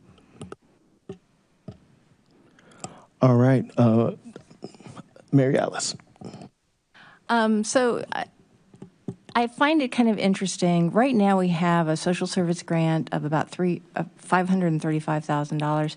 And in the past, we've actually had services for immigrants in there. So we've had the New Welcome Center, the Refugee Center, and so forth. And I think it's better suited to think through what we want to target our dollars towards with that grant system. I think we've done it before, and we actually have $200,000 more in that. So at this time, I'm not willing to support the addition of $100,000 for that purpose. Mr. Evans. Elizabeth, don't we have $1 million in reserve from the interest drawn on the tax dollars that we collected from the hospitals? So I believe we committed some of that money to the $1.5 million reserve that we have for future needs related to federal funding. So I can take a quick look, but no. But you're saying it's already been committed for? Maybe not 100% of it, but some of it, yes. Okay. Sharice. I think my question is, because Grace brought up the township, which that's how I would see a service like this going. So why isn't the township going, why don't we put that, or why don't we think of that going toward the township budget actually against their budget and not the city budget? Grace? I'd say main reason because we don't approve, regulate, or have input in that level of detail on the township budget like we do the cities.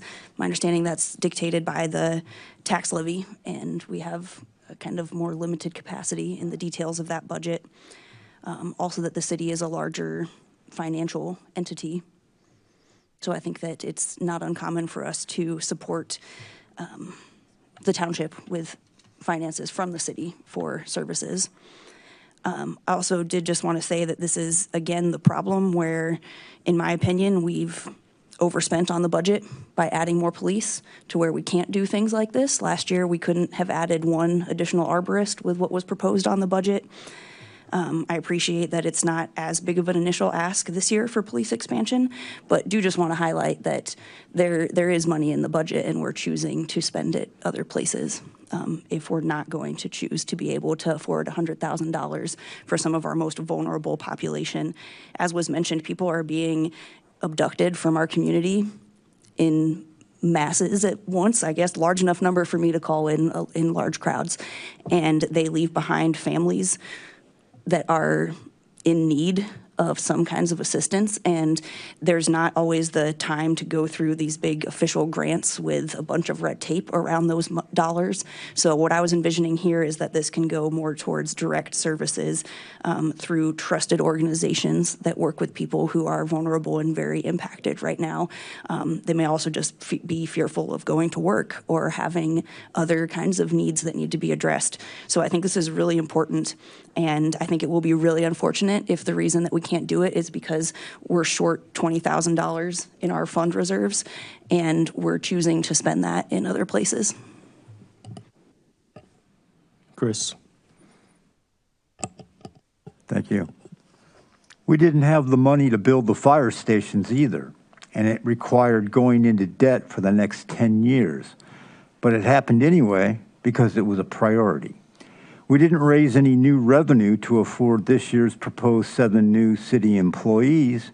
We just replaced a $1 million state grocery tax with a $1 million new Urbana grocery tax, and yet somehow, magically, a new extra $700,000 was created because hiring 7 more city employees this year was a priority. If such hocus-pocus financing can be done for hiring more city employees, then we can somehow finance the $100,000 to help the immigrants, if it's a priority.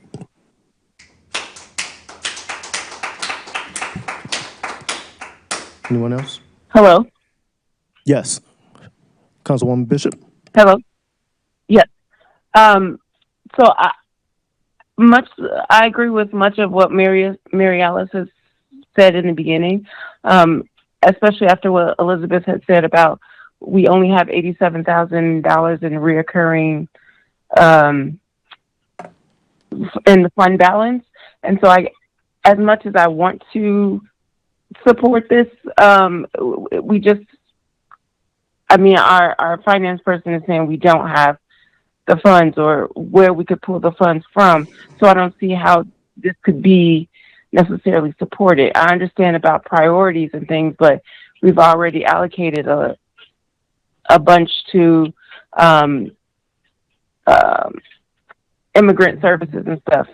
So it's just, I can't see myself supporting this if our finance person is saying we don't even have the funds. Thank you, Chandra. Jaya?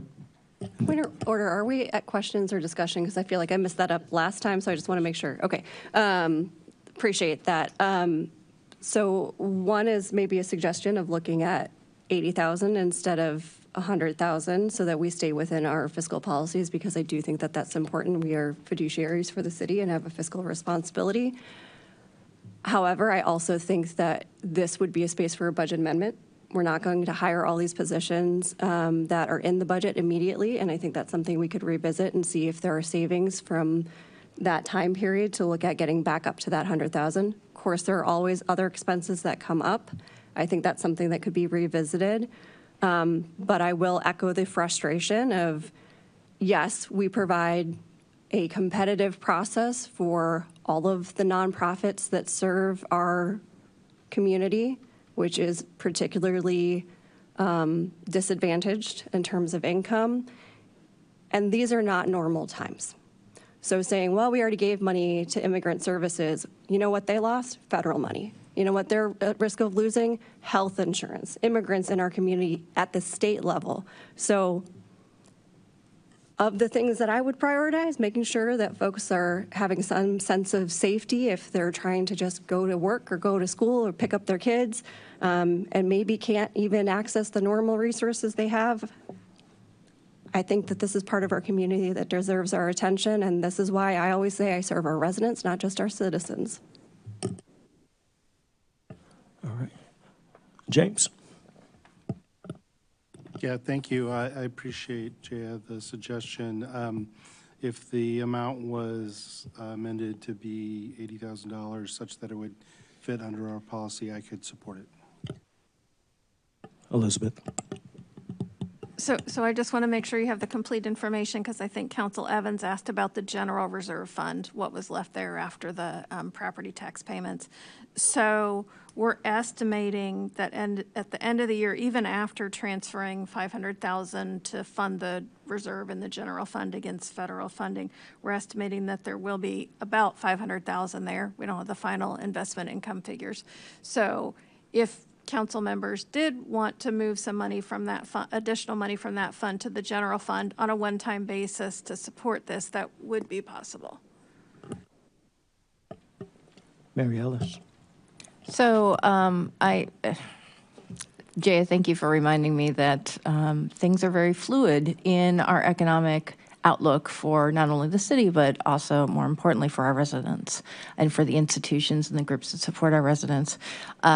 So I'm thinking that perhaps, during COVID, we had something similar where there was things that were changing really quickly. We needed to be able to get out there and support the social services that were supporting our residents during that time.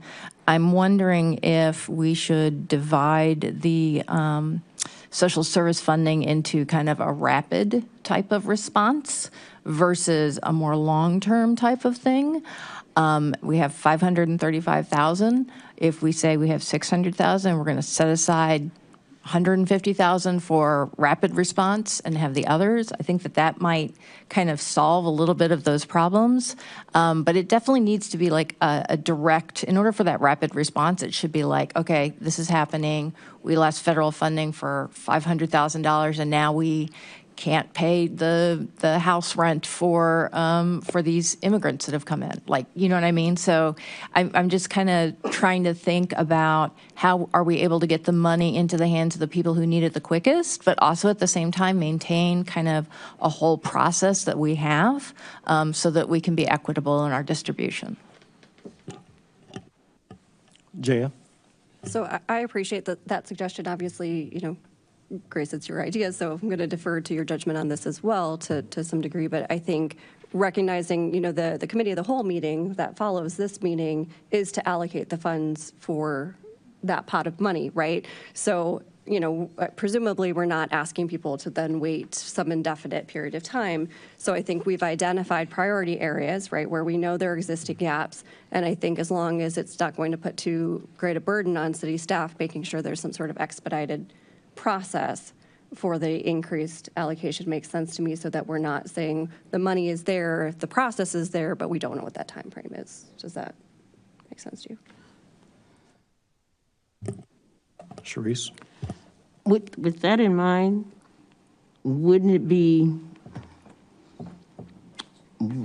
I want to say wiser, because we've been talking about this fluidity and how unpredictable issues might be, if we pass a budget but make an amendment after the budget is passed to be able, and I don't know, Elizabeth, this isn't my ballywick, but I know we do budget amendments all the time. And so it's one of those things that as we see an issue coming, because it struck me what Mary Alice said about COVID. And so what maybe we would be more apt, or it would be better if we passed the budget, but in a couple of months or however this hits, we can have an amendment, because we'll be more capable of knowing what we can do. I don't know. Jaya. Okay. I appreciate that. I would just say it has already hit, right? Like, we already know that we have a huge gap in terms of being able to provide safe locations for people to go who are victims of violence and survivors of violence. We also know that our immigrant surveying organizations have already lost vast amount of resources. Mm-hmm. So I appreciate the idea of there being a rapid response, and I recognize that there might be additional needs. I think that's where some of those reserved funds that the mayor put into the budget are going to come into play.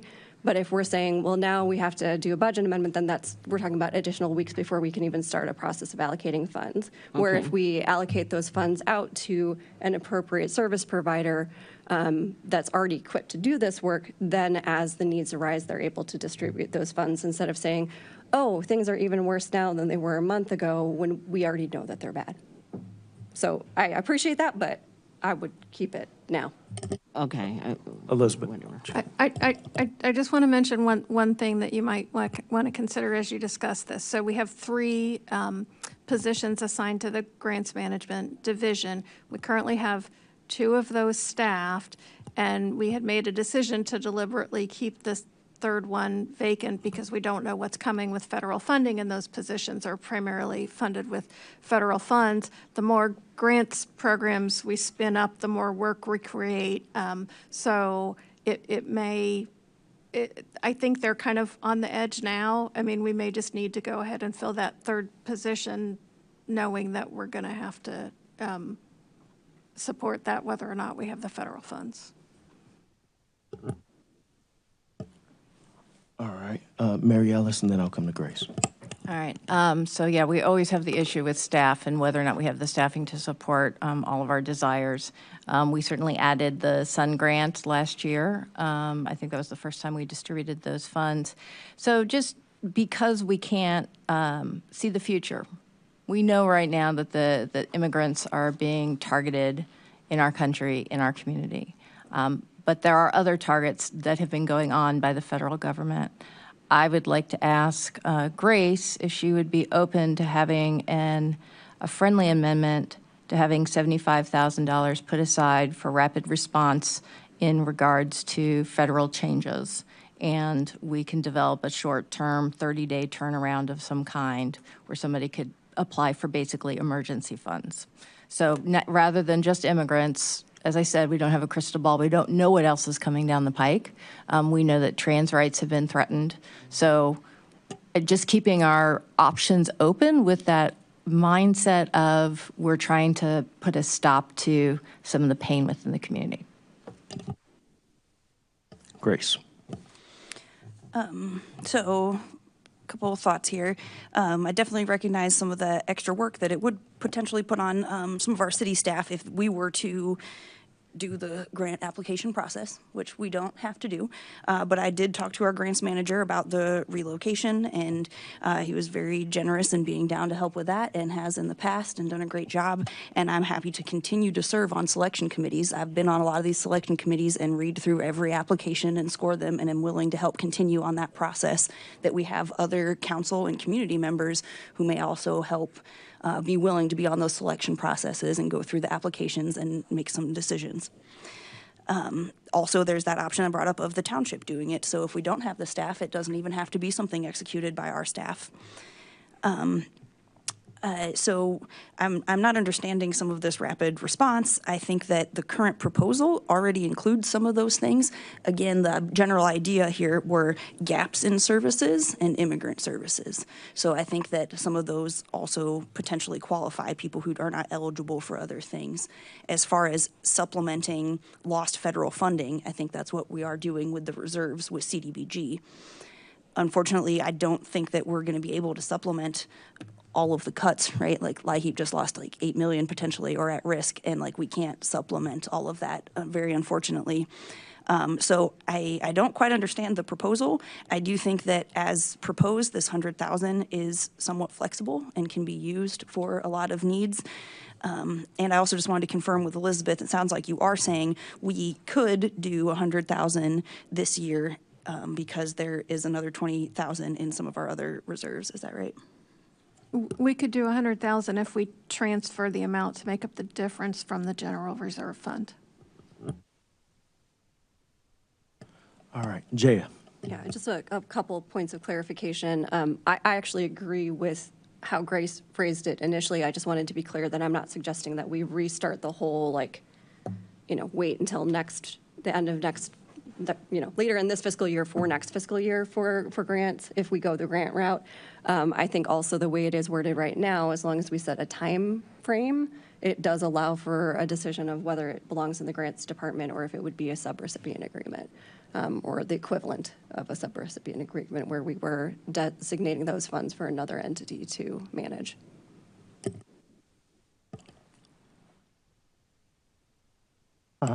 I know I've already spoken twice. I think, and I am trying to understand, Grace, the phrasing that you use, because I realize my phrasing is broad, but your phrasing is broad too. So I'm trying to, when you say gaps, that can be interpreted in many different ways. So it would help me to understand what you mean by gaps. All right, Grace. Yeah, as I said in speaking on this motion, people who fall through the cracks in eligibility for other services. So like while someone is meeting qualifications for maybe food stamps or a disability or a housing voucher, and they meet those qualifications, but there is a time lapse in applying for all of that.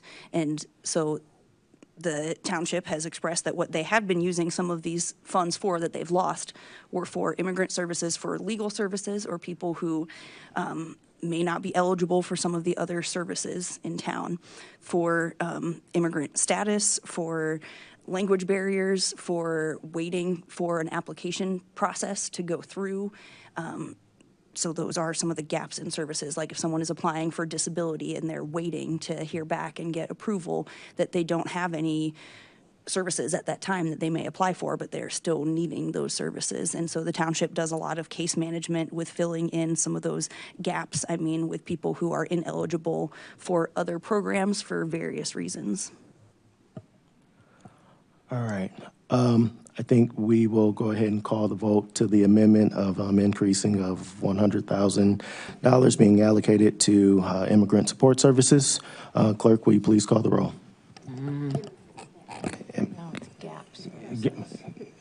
Immigrant gap services. I am so sorry. Just gap. Just gap services? I am so sorry. And, yes, and. Yeah. Did I not say that? I'm sorry. Gaps in services and immigrant services. Gap services. I'm sorry. I thought that's what I said. Before we close out, I still have, so Grace, are you talking about services that anybody would need, or just immigrant services? That's what I'm trying to understand. So like when you were saying somebody on disability, that I'm just trying to understand where that is, and if, to be honest, township could better do that than the city. I'm still trying to understand it. I think answer to the first question is both, yes, gaps in services and immigrant services as being one of the gaps. Okay, so you're saying immigrant services, like if somebody needs rent or somebody needs... Could also be for legal assistance. Yeah, I want to try to understand. But could be various things, food assistance, rent assistance, legal assistance. It could be whatever the need may be, and the provider has deemed that they are able and willing to help with. Okay, and then kind of like what Mariella said, the gaps. You said if somebody needs, like, I don't know, I'm trying to take physical therapy or something like that for a disability, and they don't have health insurance or something, or they don't. I'm just trying to understand where that was going. Other services that you were talking about. I don't want to be too repetitive, but when people are maybe applying for services, if there was someone who maybe needed physical therapy and they didn't have health insurance, there might be some organizations that already cover those costs that they might be eligible for those programs. If they're not eligible for, say, program A, B, C, and D, sometimes our service providers use funds like the angel donor funds at the township or other less restrictive money so that they can assist people who might not qualify for all the other steps. So you're saying qualify in terms of income, maybe they make too much for something, or maybe they don't make enough? Or maybe they don't live in this, in the right part of, within city limits or whatever the thing may be. Okay. And again, I think that these would be the details figured out. I want to just keep in mind that this is the budget conversation. So I think that, this is absolutely relevant when it comes to how we would potentially spend it, but that I would definitely anticipate, hope, and totally support that we would have subsequent conversations on how the details of how specifically we're going to manage or partner with to allocate these funds. All right. Clerk, will you please call the roll? Councilmember Wu, No. Councilmember Evans, Yes. Councilmember Hersey, Yes. Councilmember Colasetti, Yes. Councilmember Bishop, No. Councilmember Wilkin, Yes. Councilmember Quisenberry, Yes. Mayor Williams. We'll say yes.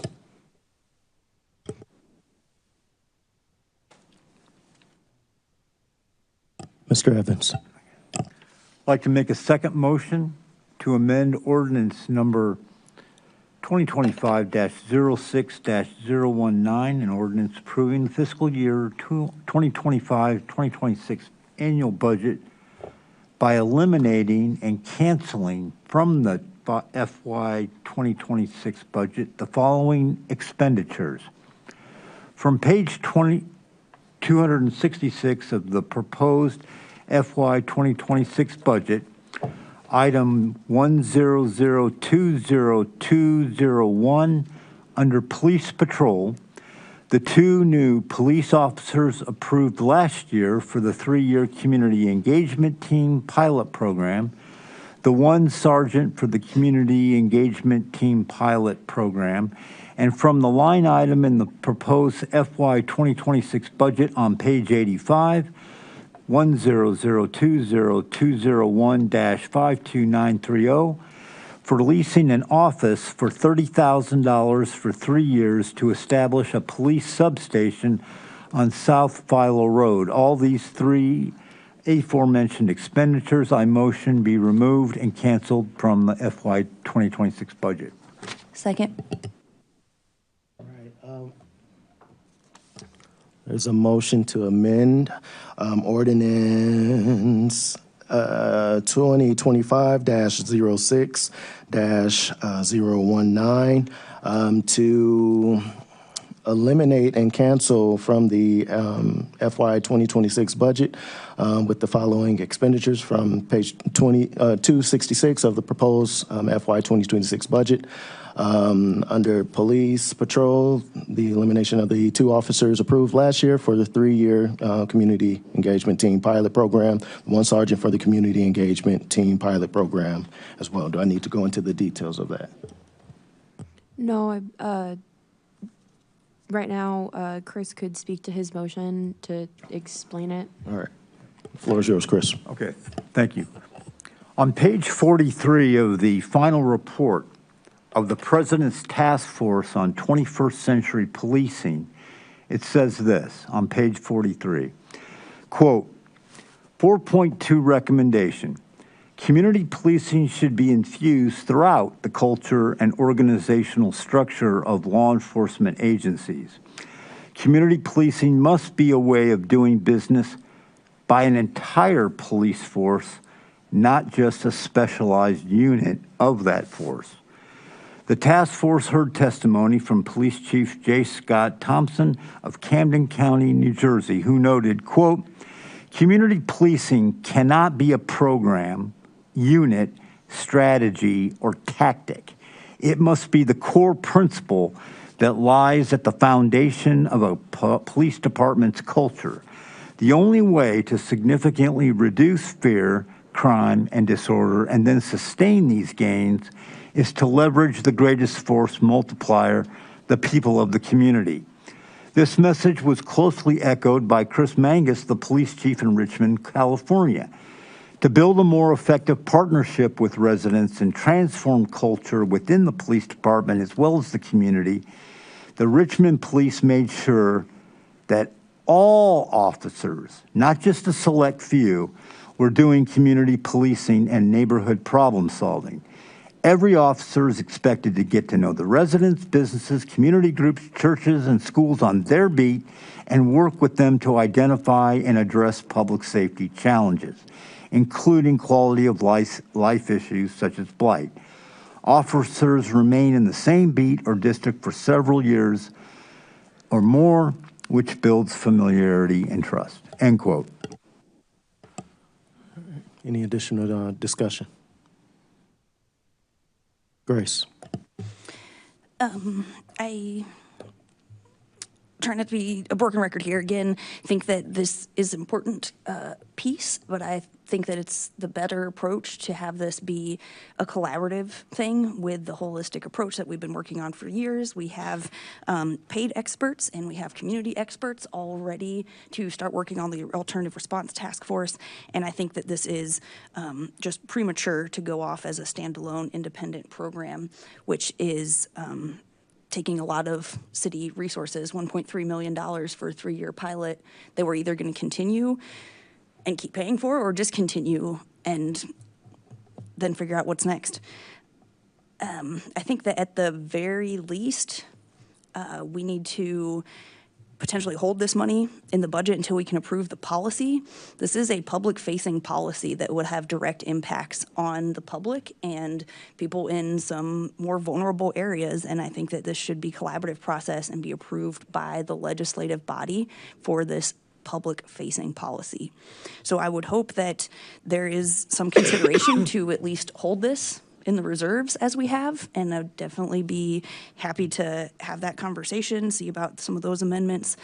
And then at the very, very bare minimum, if we could have some kinds of assurance or commitment that council would be able to approve this policy before implementing the program. Otherwise, I think it's just very problematic. We're talking about dealing with things that require very sensitive expertise in domestic violence and safety planning and educating youth and things that have certifications for and education and training. And there are experts who could do those jobs for probably a fraction of the cost and have the expertise to do them.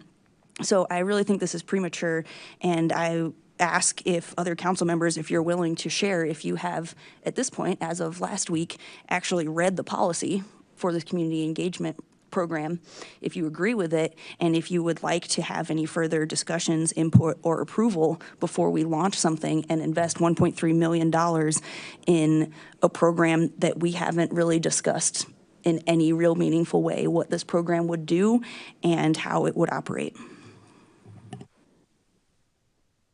Any other discussion? Jaya. I, again, don't want to sound like a broken record. I wasn't sure how long community members were going to be able to stay, so I made my primary points during council comment.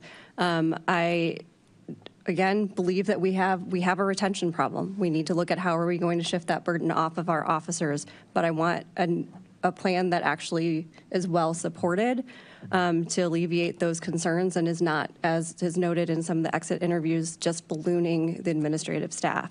I also do want to see that engagement and communication and make sure this aligns with the efforts that we have already undertaken with the Alternate Response Task Force. I will say again, I really appreciate my conversation with Mayor Williams, that I do feel confident that there will be further discussion about that document that was provided to us just last week, and certainly strongly encourage anyone who has not read it to look at what's in that document and wonder why we didn't get it until last week. Mary Alice. So I just want to clarify, the community engagement team that was the 2 officers that we'd approved last year have not started because of, is that, I'm seeing heads nod back there, right? So we had decided, if council approves, to shift that another year.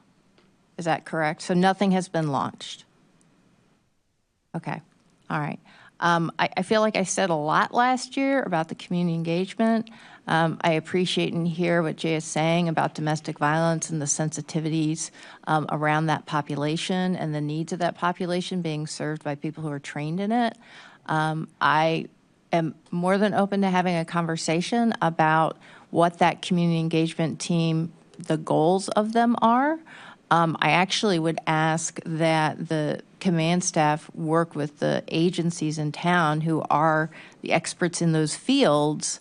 Rather than saying, this is what you need, we should be saying, how can we help?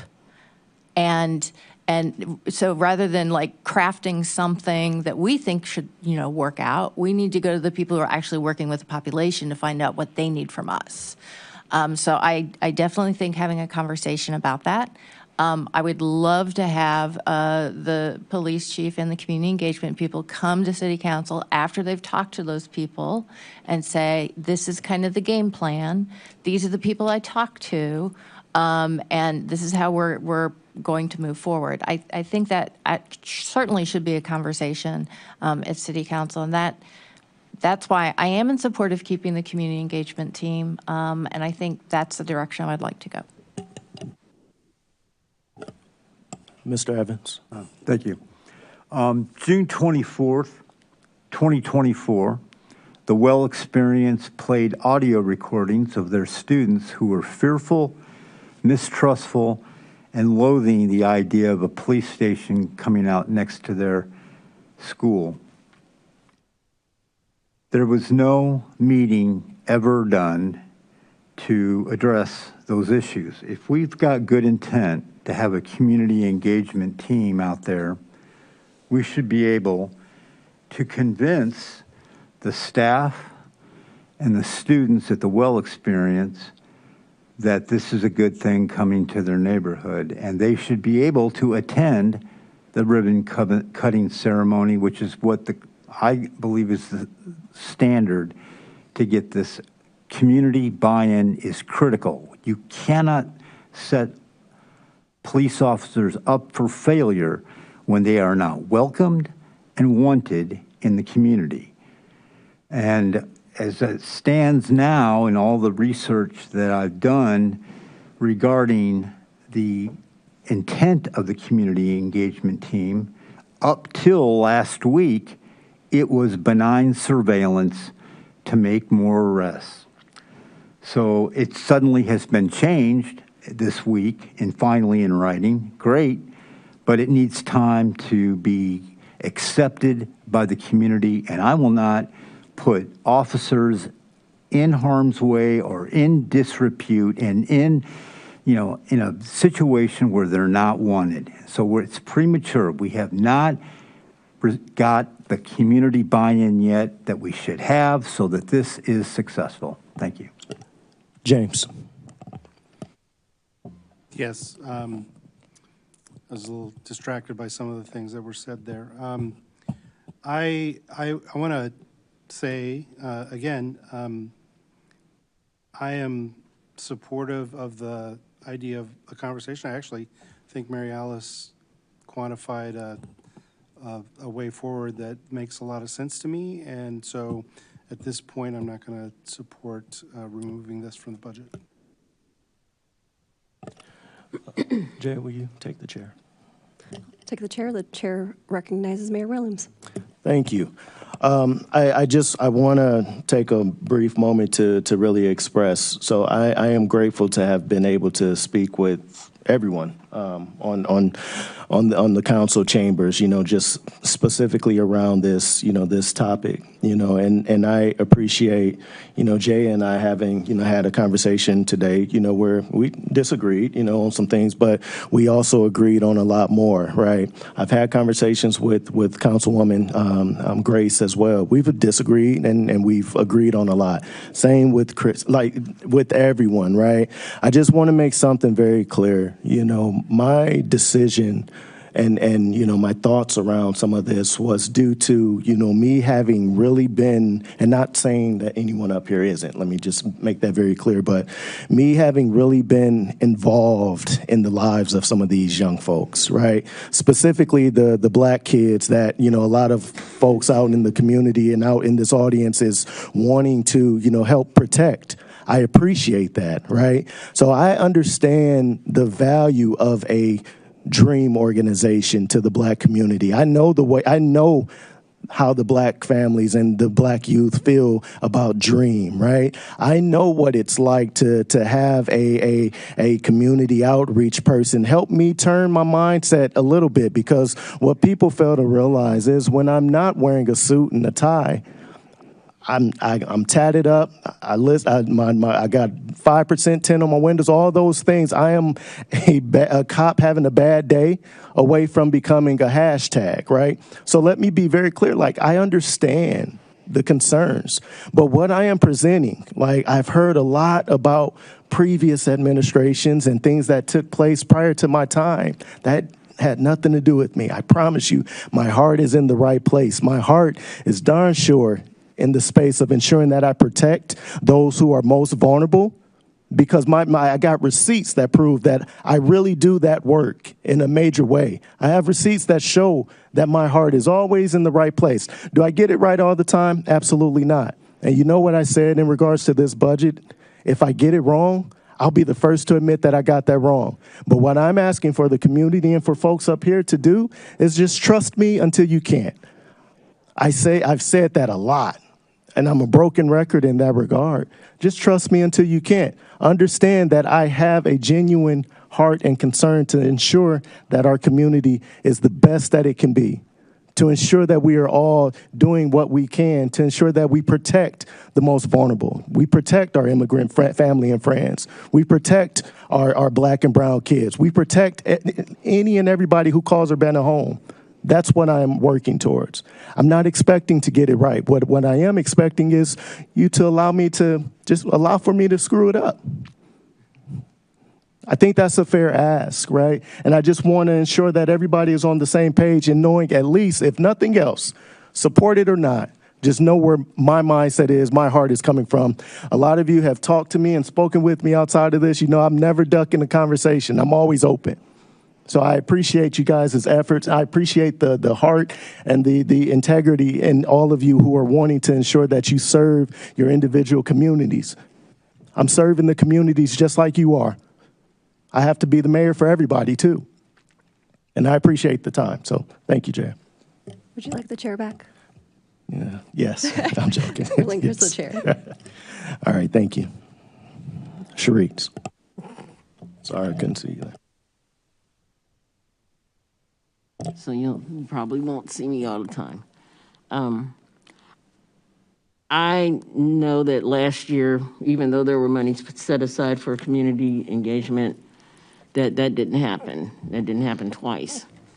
So I'm not prepared to vote to eliminate this from the budget because there's nothing that's come out of the budget. There's nothing that's been spent. Anyway, so we didn't get the officers, we didn't get the community engagement thing, we didn't get any of that. And I do think, and I'm trying to remember for sure, I believe our police officers actually were in the Juneteenth parade, which was sponsored by the Well Experience. Did some of our police officers, Boone, weren't you there? I thought so.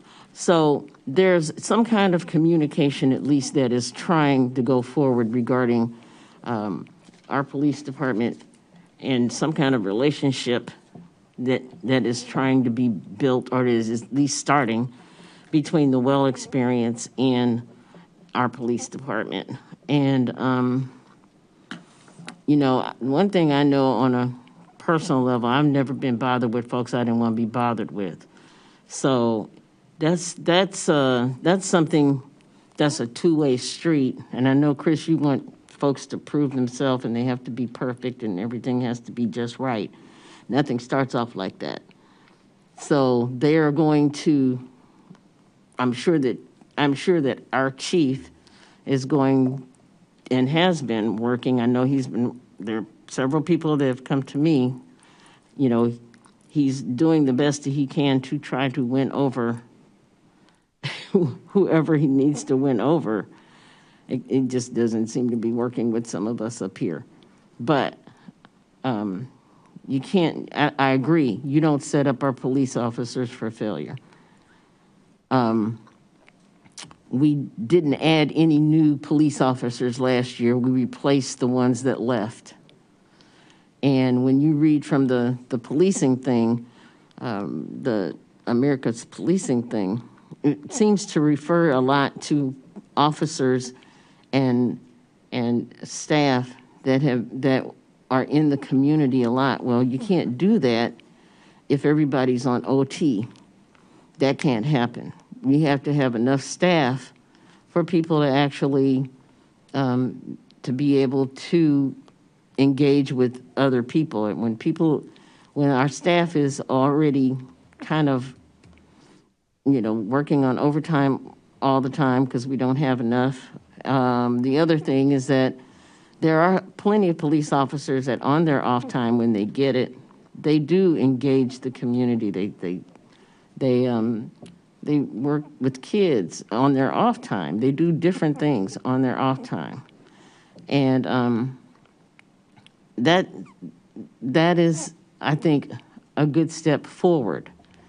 And what we have to have is enough officers, I think, at least so that people can take vacation days and can have sick time and can actually have the freedom to not work on their days off.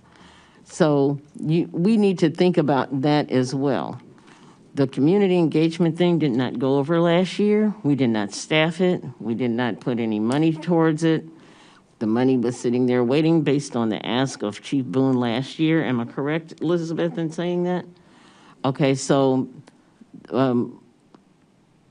and yes, we have time to look at Chief Boone's plan right now. So I say that we take the time, we look at it, just like the alternative task force isn't going to hit the ground running and be perfect. I'm pretty sure of that too. So I don't see, my opinion is this, I don't see why it has to be either or. I don't see why it can't be this and that. When we wanted our police force to say, we said for years, we wanted them to be more engaged with the community. This is a smaller community than the other municipalities that you were talking about. And it is more important for those particular police officers, I think, considering their history, to be engaged, all of them to be engaged. But I think that the police force that we have now is not, most of them have only been on the police force. I think the most is 5 years now.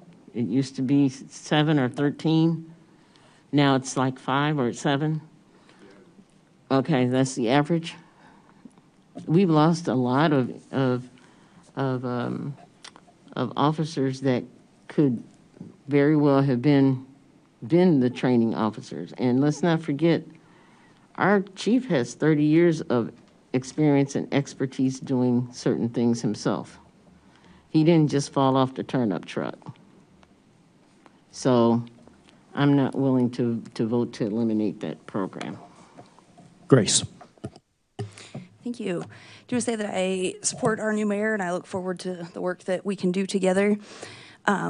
Still going to stick by my values and think critically about each piece before us on the floor here that we're elected to vote on. And I'm not willing to experiment on our residents with experimental police programs to just let it fail. That's not the out on a limb level that I'm willing to go when it comes to potentially causing harm on our residents.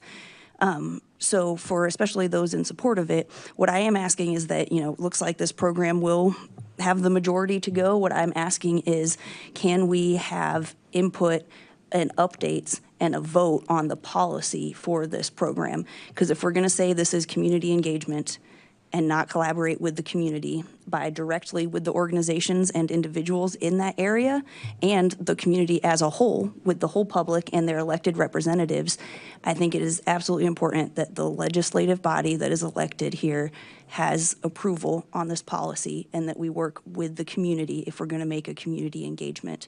So that's what I'm asking for, is at the very least, and if anyone's willing to share if they agree or are willing to make that happen, that we can have updates, input, and approval from council on this program. Chandra?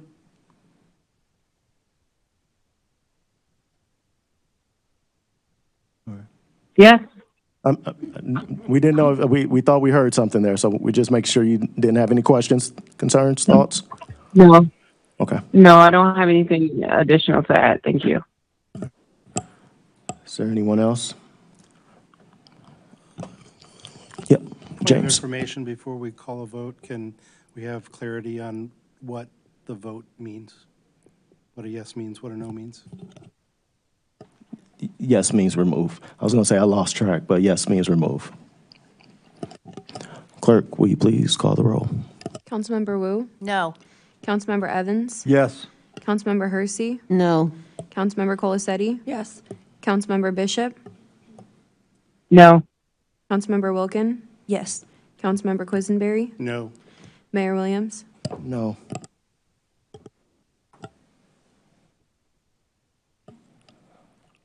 All right. Mr. Evans.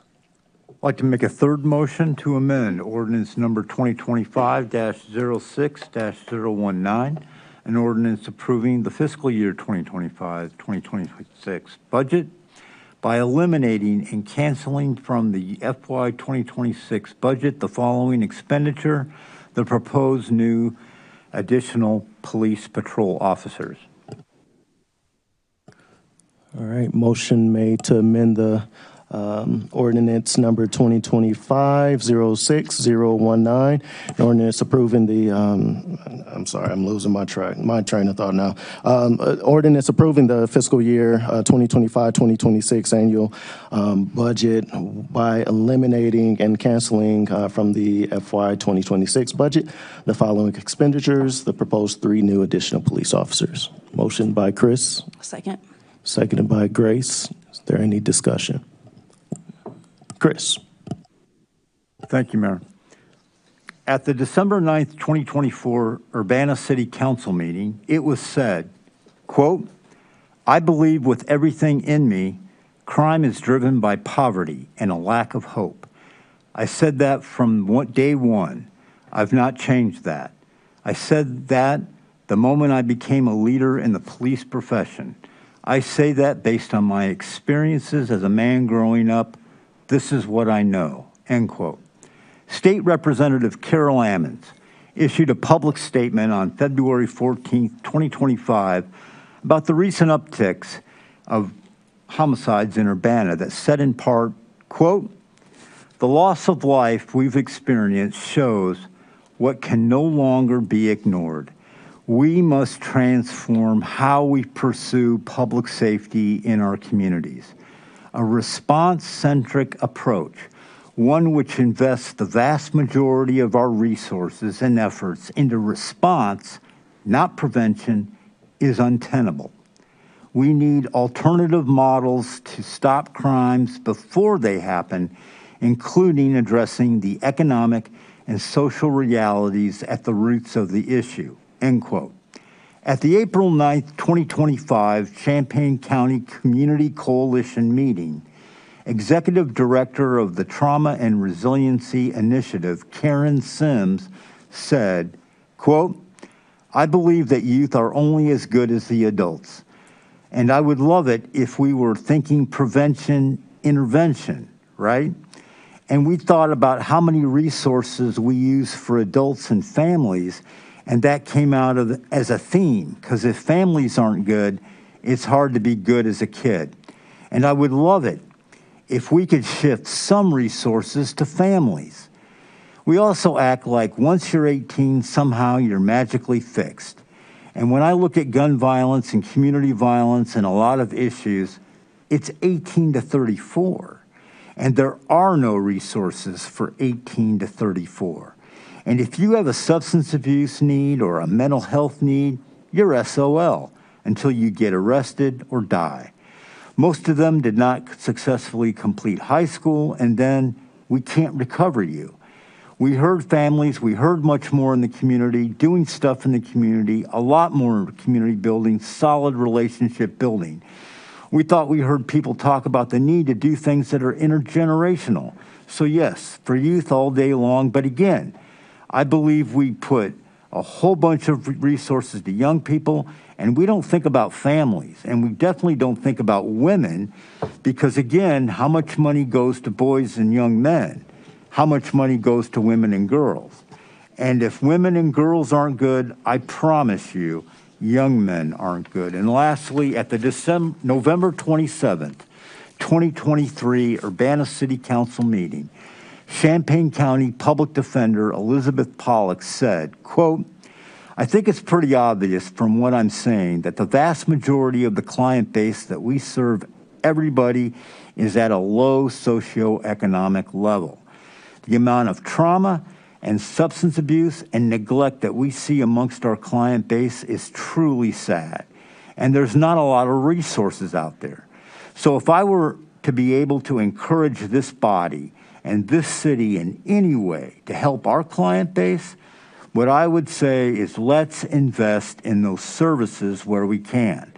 If we can expand access to homeless assistance, if we can expand access to early childhood education, if we can expand food security programs so that people have enough to eat and are not forced to take from others in order to feed themselves and their families, these are the stories that I hear every single day.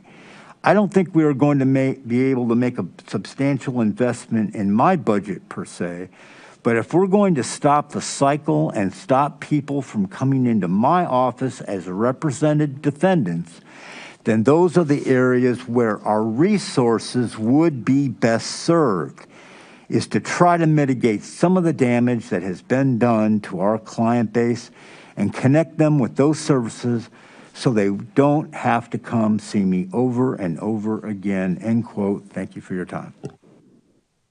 Thank you, Chris. Is there any other discussion? Grace? Thank you. Just want to say that I do support our officers doing good quality police-related work, contrary to our chief of police divisive narrative. I think that we need to support our officers, especially patrol, with good leadership, good pay. We are keeping the incentives in this budget. We are continuing the sign-on and retention bonuses, and we need to fill the vacancies in positions, all of which are happening and will happen. I think that it's premature to expand our police force. I think we need to fill the 12 vacancies and work on the alternative response to reduce police calls for service. I want to make it clear, in my opinion, not continuing to expand and add new positions is not supporting the police. They have bonuses, we have union wages and protections. They have new vehicles every 3 years from city taxpayer money after 50,000 miles. And I'm happy to hear other things that we can do to support our officers. I think that the survey results were very telling, and there are a lot of concerns for our officers on the streets. I don't want them to be overstressed, overworked, and in potentially dangerous situations. I don't want that for our community members or for our officers. As again, we were told last year, adding more patrol wouldn't reduce overtime. And I think we really need to work on how we're managing the leadership, the morale, and how things are going with patrol. There are a lot of things that we can do outside of throwing money at a potential problem. I also in here have a question too, if I could, on page 85 of the budget, when we're looking at police overtime. It looks like there's an increase of about $12,000 this year for police overtime, even after filling vacancies and asking for 3 new patrol. And I question if we could have any insight into that, and then also the difference between the 25 actual and the 25 estimate. Because I would think that typically the actual is, you know, what we've already spent. The estimate might be, well, we're going to spend one more thing next week before the end of the fiscal year, and so it's usually higher. But I'm confused why we have 25 actual for regular overtime as about 40,000 more than the 25 estimate. Like we expect we're going to spend 40 grand less than we already spent. So I'm going to say that estimate is incorrect. Clearly looking at the actual at this point, and so that will have to be addressed with the budget transfer. So the estimate is actually more accurately at 254,000 and something. Yeah, we're not done with the year yet, so it'd be something above that. Okay, so over budget by probably at least 50,000 on overtime, and then predicted to go up an extra 10 to 12,000 this year, as opposed to the budget from last year, not the actual, because we've actually gone above that this year. Correct.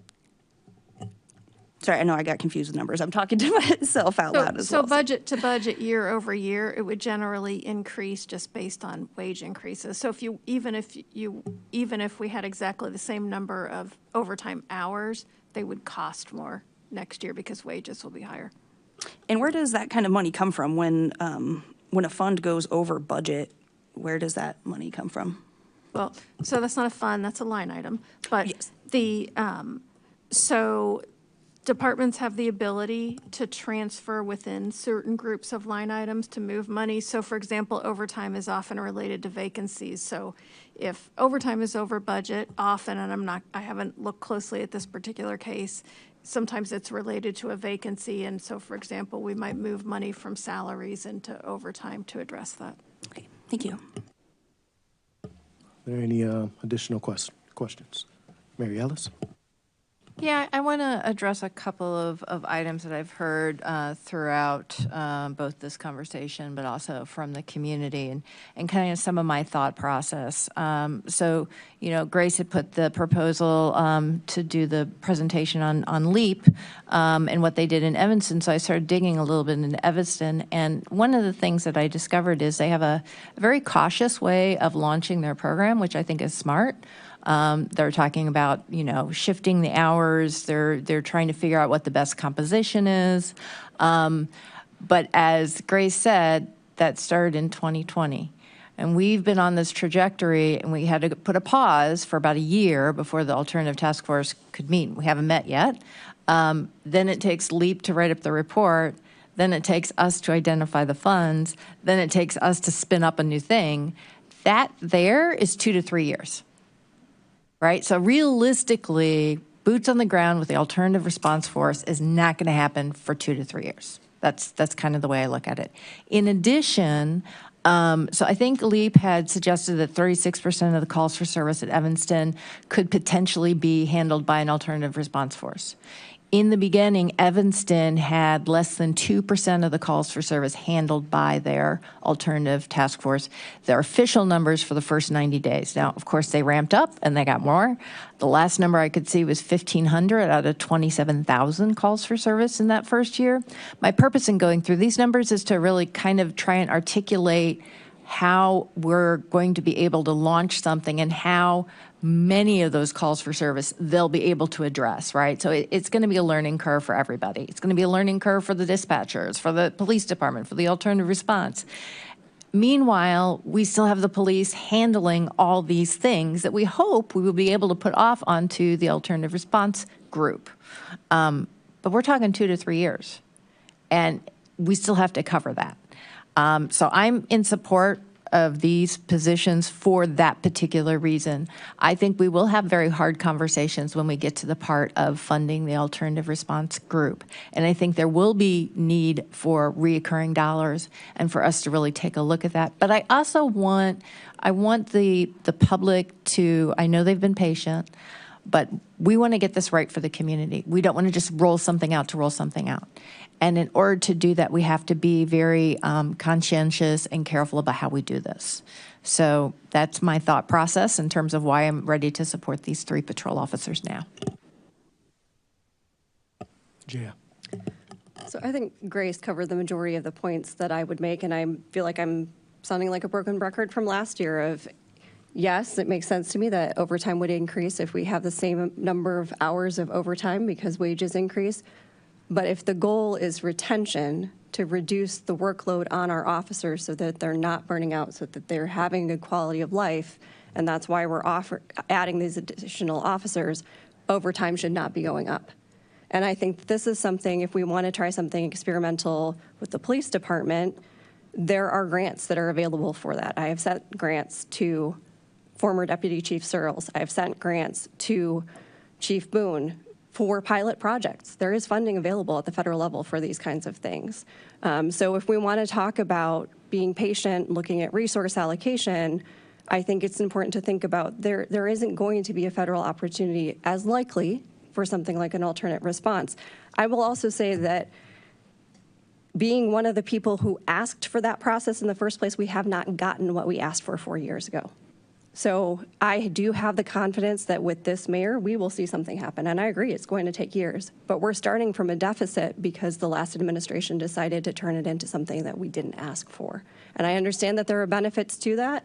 I think that there's good information that came out from that. But I also think it creates a bias because we never received the information we're asking for. So that's kind of leaning back into the last item, or maybe a couple of amendments ago.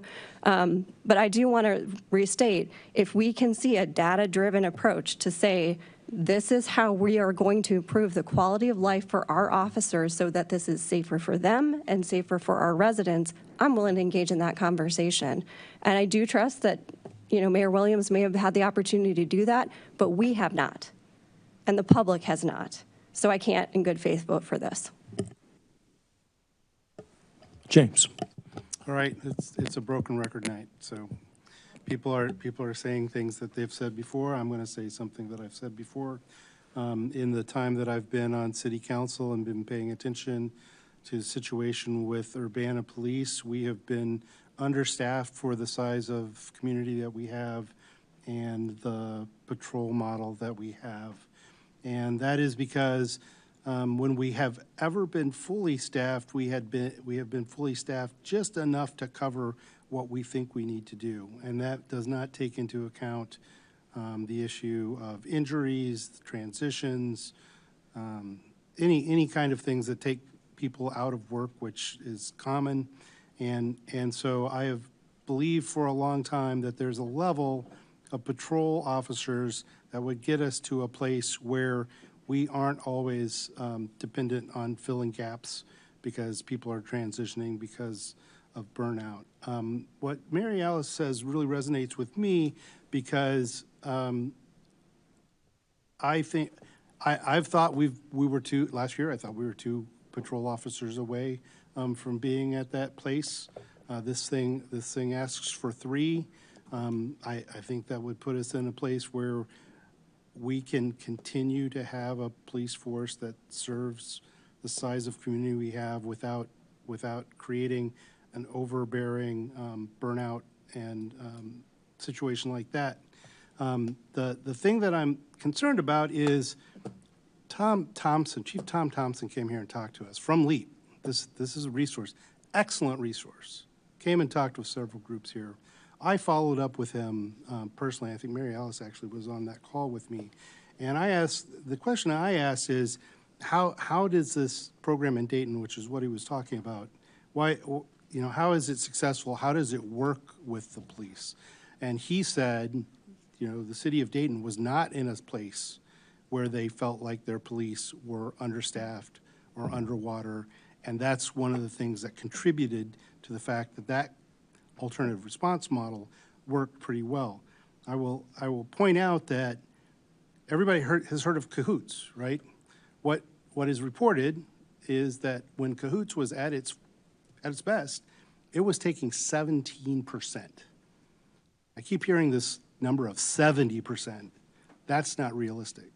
Cahoots was taking 17% of calls away from the police. That'd be great if we could get there. Maybe that would put us in a place where we don't need 3 patrol officers. Maybe we could do with 2 additional patrol officers. But the reality is different from the theory in this conversation. I will also point out that the reality, as we just saw a presentation that included Olympia as an example of how a community near our size is spending $2 million on a crisis response program. Guess where that crisis response program reports? It is part of the police force. So there are different ways to do this. There are opportunities to do what we need to do. But what we need is a stable and appropriately staffed police force to do this. So I won't vote to remove these officers. All right. Any additional comments? Seeing none. Clerk, will you please call the Point of information, once again, clarify how things. So we're voting yes to remove. Chandra? Thank you, Grace. Chandra, did you have any additional comments? I do not. Thank you. All right, thank you.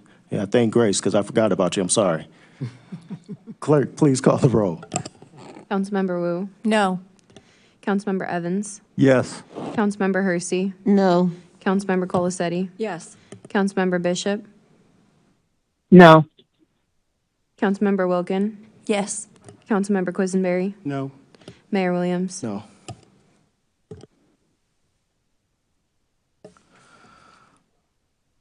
All right.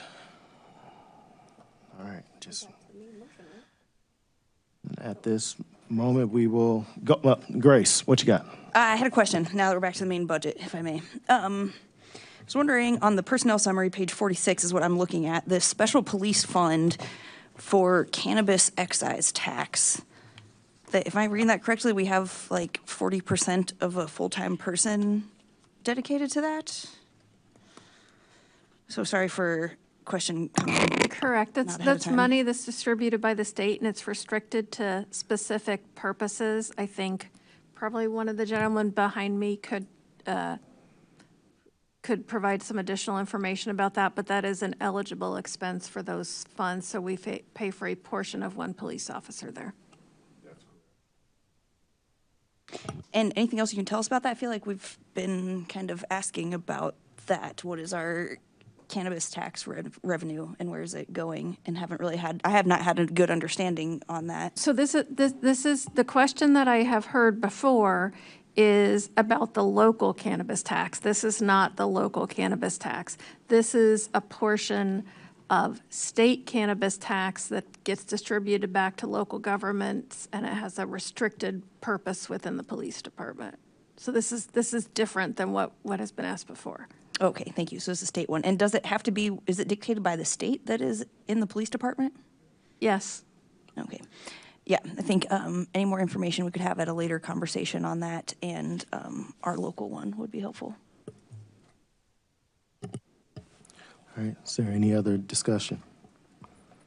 Mary Alice? I was just trying to add up some things here. So I did want to let the community know between the reserves that we're doing with CDBG and home, the money that we're putting into the grocery store and Ward 3, the amount of money that we have in social service grants, the amount of money we've set aside for the alternative task force and implementation, equal grants, and now we have another 300,000. I think the amount comes to $6.6 million that is specifically targeted to a lot of the things that we've been talking about tonight. So I just wanted to add that. Hopefully I added that right. Elizabeth can tell me if I did. Grace? Thanks. I agree. Again, I think there's lots of great things in the budget. Love the contingency for federal money, reparations, coalition, continuing increased community services, SUN grants, the other ones that I appreciate support for adding tonight, and the others have mentioned. I do think I would really like to have a conversation about vehicles for emergency response at a different time for both police and fire and their replacement cycles and what types of vehicles are being used for what types of things. Understand that's a whole other can of worms, but I hope that we could get into that conversation sometime before getting into next year's budget. Again, with the alternative response, I think that I think we have enough funding in there to start the program, which I really appreciate. That I think we're at over 500,000 now, which I think looks like should be enough for kind of the development and initial launch. But it will likely not be enough to operate the full program on a yearly basis for 24/7 services. And it sounds like most of us up here in the elected officials have an understanding of that and agree that we will need to increase reoccurring funding if we want to launch a successful alternative response program in the future. And I hope that we have the available resources to do that. So I recommend that we work collaboratively with the task force and LEAP to create that holistic, comprehensive approach rather than going off on kind of individual programs in the meantime.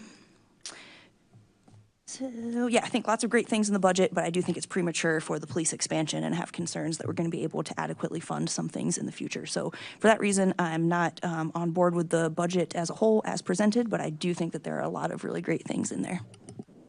Thank you. Any additional comments? Chandra, any additional comments? No. All right, no. Jaya? I just want to reiterate again that it is refreshing to be sitting next to someone who I can disagree with and vote differently from and not fear for the phone calls and yelling at that would come after or the public humiliation through the News Gazette. I think it's important for us to be able to disagree and to be able to work through disagreements with our community and with the public, and also understanding that we have different information and experiences. So I just think it's really important to say that again, of there's never going to be a perfect decision. There are things that I voted on that I've been like, ooh, I don't know if that was the right thing too.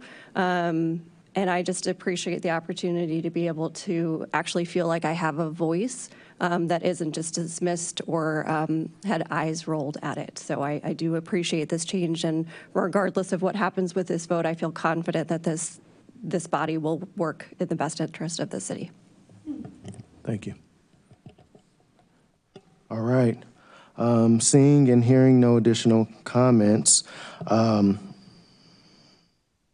will the clerk please call the roll to approve the budget? And quick, voting on the whole budget. We're voting on Correct. The Yes. whole budget to pass. Final vote. Yes. Okay. Sorry. So this vote will be to approve ordinance number 2025-06-019, an ordinance approving the fiscal year 2025-2026 annual budget, including the first and second amendment that you guys approved. Okay. Councilmember Wu? Yes. Councilmember Evans? Yes. Councilmember Hersey? Yes. Councilmember Colasetti? No. Councilmember Bishop? Yes. Councilmember Wilkin? No. Councilmember Quisenberry? Yes. Mayor Williams? Yes. All right. That motion passes. Thank you all. All right, the next item on the regular agenda is ordinance number 2025-06020. Mary Alice. On behalf of the Committee of the Whole, I move approval of that ordinance. Second. Second. All right. Motion made by Mary Alice, seconded by Jaya. Is there any discussion?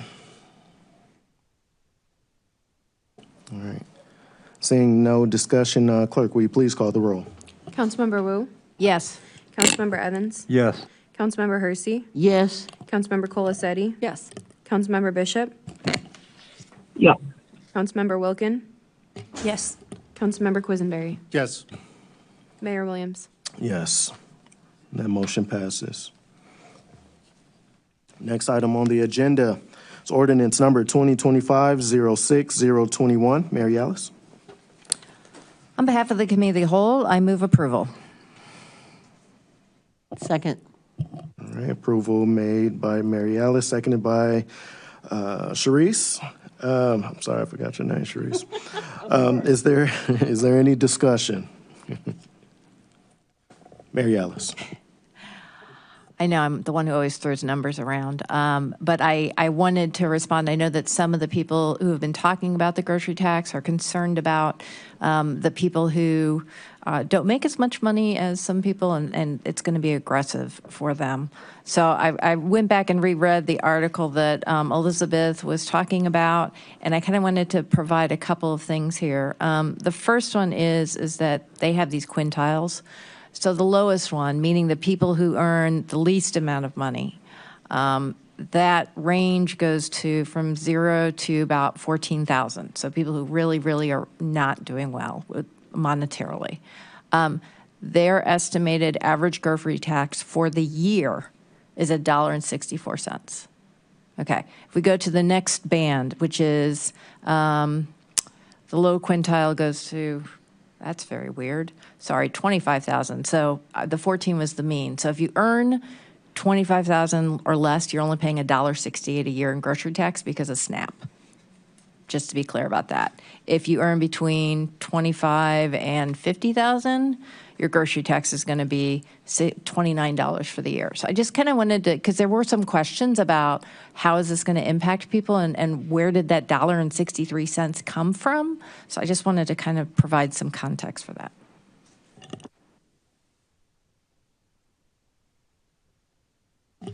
Thanks. Yeah, I encourage people to check out the study, and as you said, that's with SNAP, which I understand says that's going to be tax exempt, but also back to those gaps in services that families who make just above maybe what's the maximum amount for eligibility, people who maybe haven't had the means to apply for that, maybe recently laid off, maybe undocumented, maybe have whatever challenges to not fit into that. So I can see the advantage to this, but I do see it as a regressive tax, and I see it as not necessary because we could forego some other expansions this year and avoid this grocery tax. So for that reason, I'm not in favor of continuing the grocery tax and making it a local tax at this time. All right, is there any other additional discussion? No, seeing none. Chandra, did you have anything? I do not know. Thank you. Okay. Seeing none, clerk, will you please call the roll? Councilmember Wu? Yes. Councilmember Evans? Yes. Councilmember Hersey? Yes. Councilmember Colasetti? No. Councilmember Bishop? Yes. Councilmember Wilkin? No. Councilmember Quisenberry? Yes.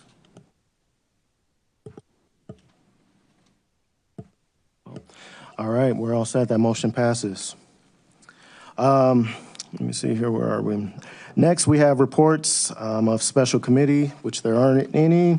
Now we will move on to new business, and there's no new resolutions or anything there. So we will move on to mayoral appointments. And we can take these as grouped if that's okay with everyone. I do want to say something before I get started. You know, I think that it's probably important maybe ahead of stuff today that happened. But just want to say, you know, both inside and outside of the Public Works Department, Vince is known for, you know, just for being a person of integrity. And his dedication to the city and its employees, in my opinion, has been unparalleled from my experience and time with you. And while his work ethic and technical knowledge of the city's operational needs are obviously beyond question, it's Vince's character and leadership qualities that he has demonstrated that makes him, in my opinion, the right person to guide this department at this time. With everything that has taken place, you know, I've seen firsthand how much Vince cares about the well-being of employees, and I know that he will treat everyone with respect and fairness. I believe that Vince can help us, you know, inspire a culture of trust, where all of our public works employees can feel valued. And I ask that you all, you know, as we get ready to present this confirmation, I ask that you all, you know, trust that and believe that understanding as well. So just wanted to get that out there, you know, beforehand. So the staff appointments first.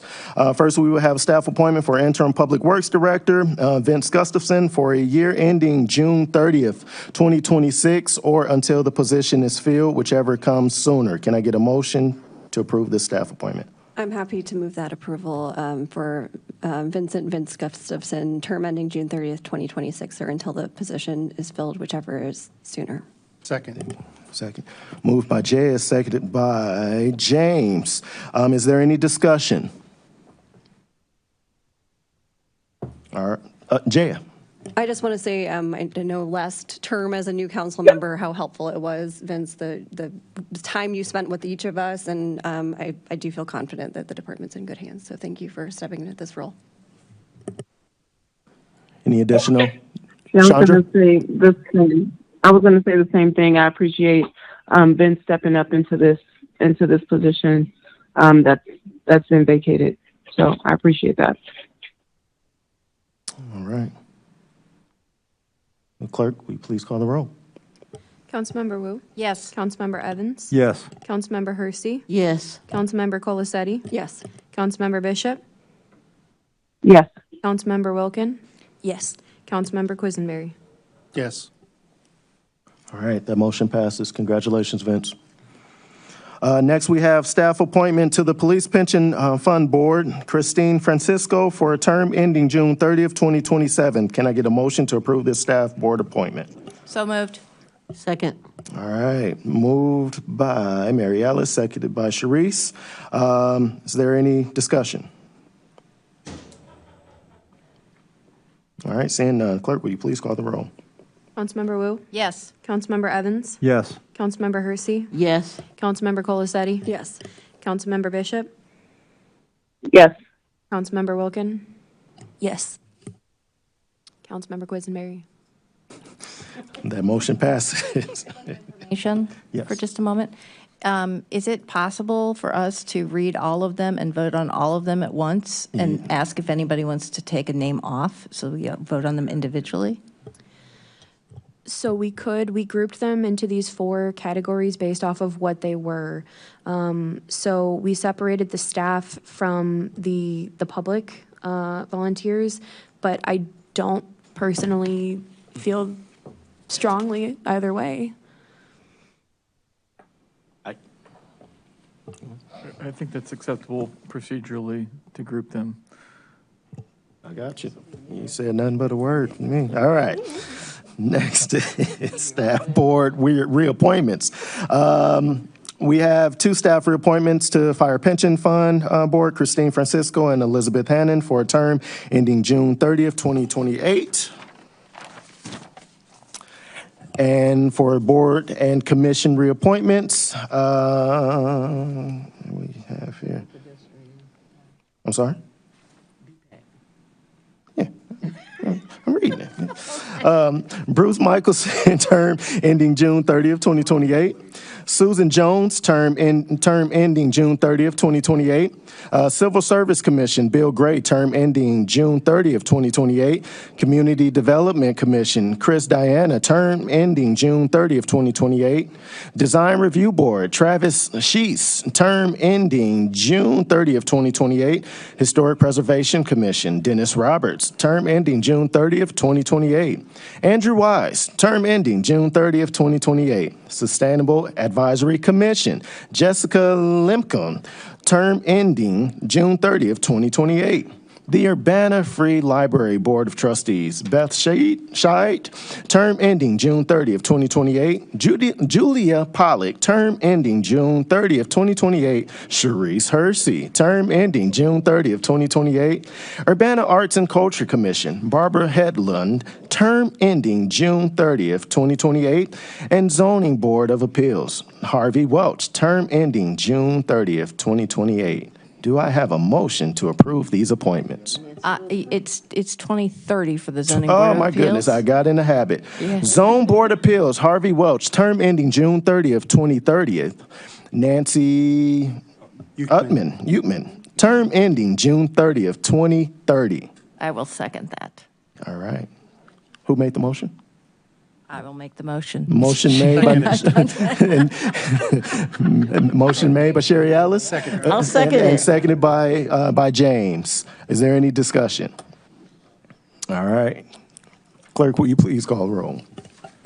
Councilmember Wu? Yes. Councilmember Evans? Yes. Councilmember Hersey? Yes. Councilmember Colacetti? Yes. Councilmember Bishop? Yes. Councilmember Wilkin? Yes. Councilmember Quisenberry? Yes. All right, that motion passes. And with no further business before this body, this meeting is adjourned. We will now go to the Committee of the Whole, chaired by Mr. Evans. On behalf of the committee, okay, we're going to take a 5-minute break for our new library board.